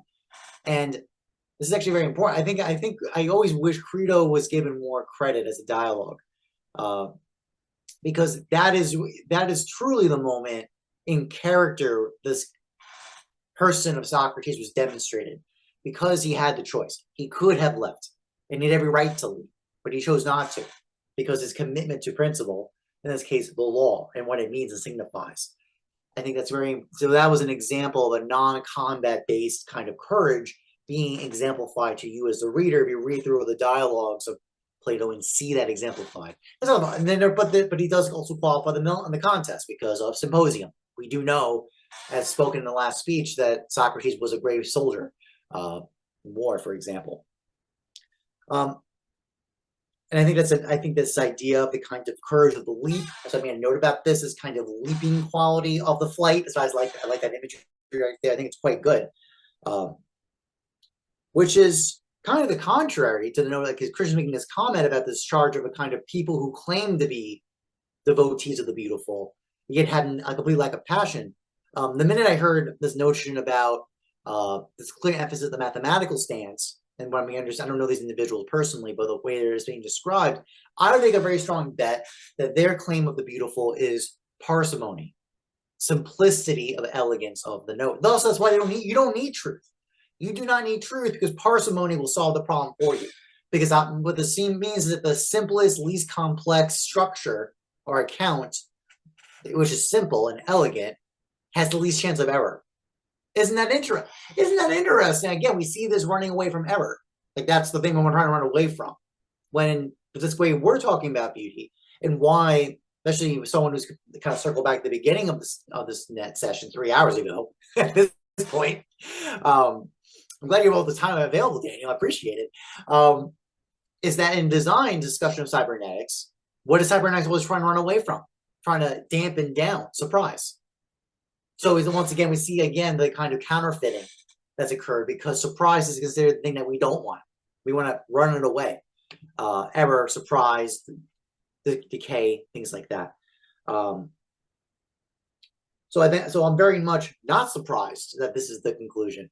And this is certainly, now, is there a discussion of mathematics, especially with both in Plato and Aristotle, about beauty? Yes, there is. There's no denying that. And in fact, it's one of the Aristotle has a really interesting note. He has such a fascinating statement in one of his notes of metaphysics. I swear, it's so funny, because the commentator, like one of the like the online public access commentary for this note in metaphysics, says, yeah, he mentions he's going to address this, but he never does. He says, oh yeah, so the point about the beautiful as the cause of things is that it's for things that not are in motion. So the good is the cause of things in motion. So that's basically Aristotle's major distinction, right there from metaphysics. And he says, so how is beauty the cause of things for things that's actually not in motion? Because Aristotle uses the notion of the good as a motion of movement with God in metaphysics. He talks about that line of thought. So he gives that account. But for beauty, he doesn't. Not in metaphysics. He says, I'll talk about it later somewhere else. It's probably some other paper. He probably has. I guarantee we probably lost the paper, the lecture notes on beauty from Aristotle, probably, where this actually got talked about. So I think but as it is noted, though, mathematics can be used, but it's also as an object is very interesting, because I'm just going to give it a side note, is that so mathematical objects, Aristotle has a whole attack on this as not the substance of things. Because I think actually at the beginning, I think Christian was bringing up this point about what is basically the problem is what is soul and what is substance. To be honest with you, we don't know. The closest we got, Aristotle kind of runs down a cycle of thought about this, because he's doing dialectics. He's working through what the traditional account was. And there was generally what's called the sub-operatrums, right? Fire, earth, water, that kind of stuff. He eventually concludes on unity is substance, which is very particular. It's a very interesting statement, because then unity of what? Like, it's which unity, which one? It's but it is interesting, because that's why he says proportion and analogy is a kind of existence, is being, in a way that not a bundle of sticks is not. It has true. Actually, Dan, I'm glad I'm on the phone with you. I'm on the call with you just now. A tangent note. I apologize for bringing it up now. The Greek for boundedness, for bond. So this is used in Timaeus with like the beautiful bond of substance that holds things together. It also was the word for given as well. It's the givenness of things is by their bond. It's a fun move. I thought of you, Danny, when I saw that note in translations of Greek. Okay, but actually the final note I want to bring up, this kind of notion of there's always this counterfeiting of the transcendentals. So the big question here is the question, obviously, the discussion, the traditional stance is the convertibility of all three because of being. Now, Christian's being interested because he's arguing his claim is on love. So this is why I want to bring this up, because it is interesting that Plato does make notes. And again, I know I'm a minority position about this. I understand this.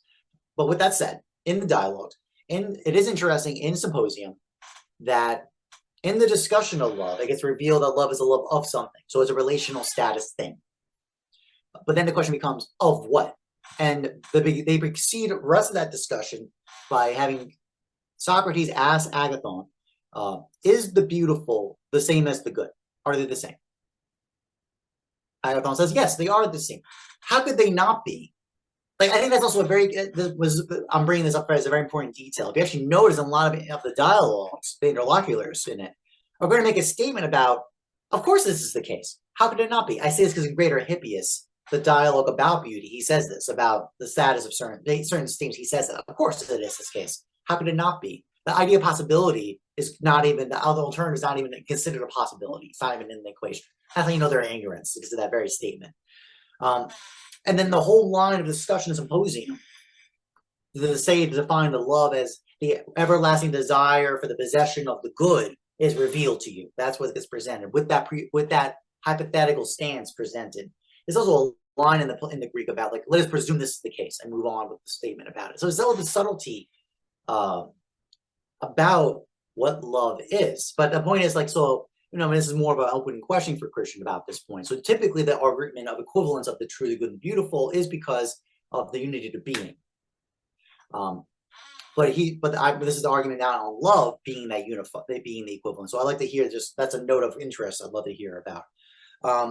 I say this because this counterfeiting effect is because truth is correctness, goodness is rightness, and beauty is, well, either not discussed at all, it's just kind of subjectivity, it's just preference, or it's basing this stuff ideology or some other agenda, or something like that. So yeah, those are my notes. So just I'll close with that. No, fantastic. And thank you all for being here. I think definitely what ends up happening is, and Mr. Kashir, thank you, and Christian and Mr. Jockin. I think also, I know Owen in the Agon likes Credo, and I think this emphasis on courage is very important. Courage in spiritual warfare. There is something that you cannot, courage increases, you're meeting the conditions of the strike of beauty, and making that leap is for the strike of beauty. And I think basically also too, what's very interesting for me is it is actually in what I keep calling the Gödel point, which actually the unity of the map is unveiled precisely in the moment that points beyond it, that points actually to the other. And that movement into that space is where then the true and the good, so you could say the true is the consistency of a worldview or map. The good, the key is the good is important in so much as if we have to decide if it's good to maintain the consistency of a map for its indestructibility and thus prove our worldview per se, or if it's good to use the worldview to find the Gödel point, to find actually where we can encounter otherness that surprises us. But we're not going to do that unless the good serves the beautiful, because it is in that place of euphoria that the beautiful actually strikes through and gives us an intelligibility that is not reducible to the coherence of a map. But that requires courage and a leap and being willing to put ourselves out there. And I appreciate everyone this evening being willing to put themselves here. So thank you for your time this evening, everyone. It's been a delight. Christian, thank you, sir. Mr. Jockin, as always. Y'all have a good evening. Thank you very much.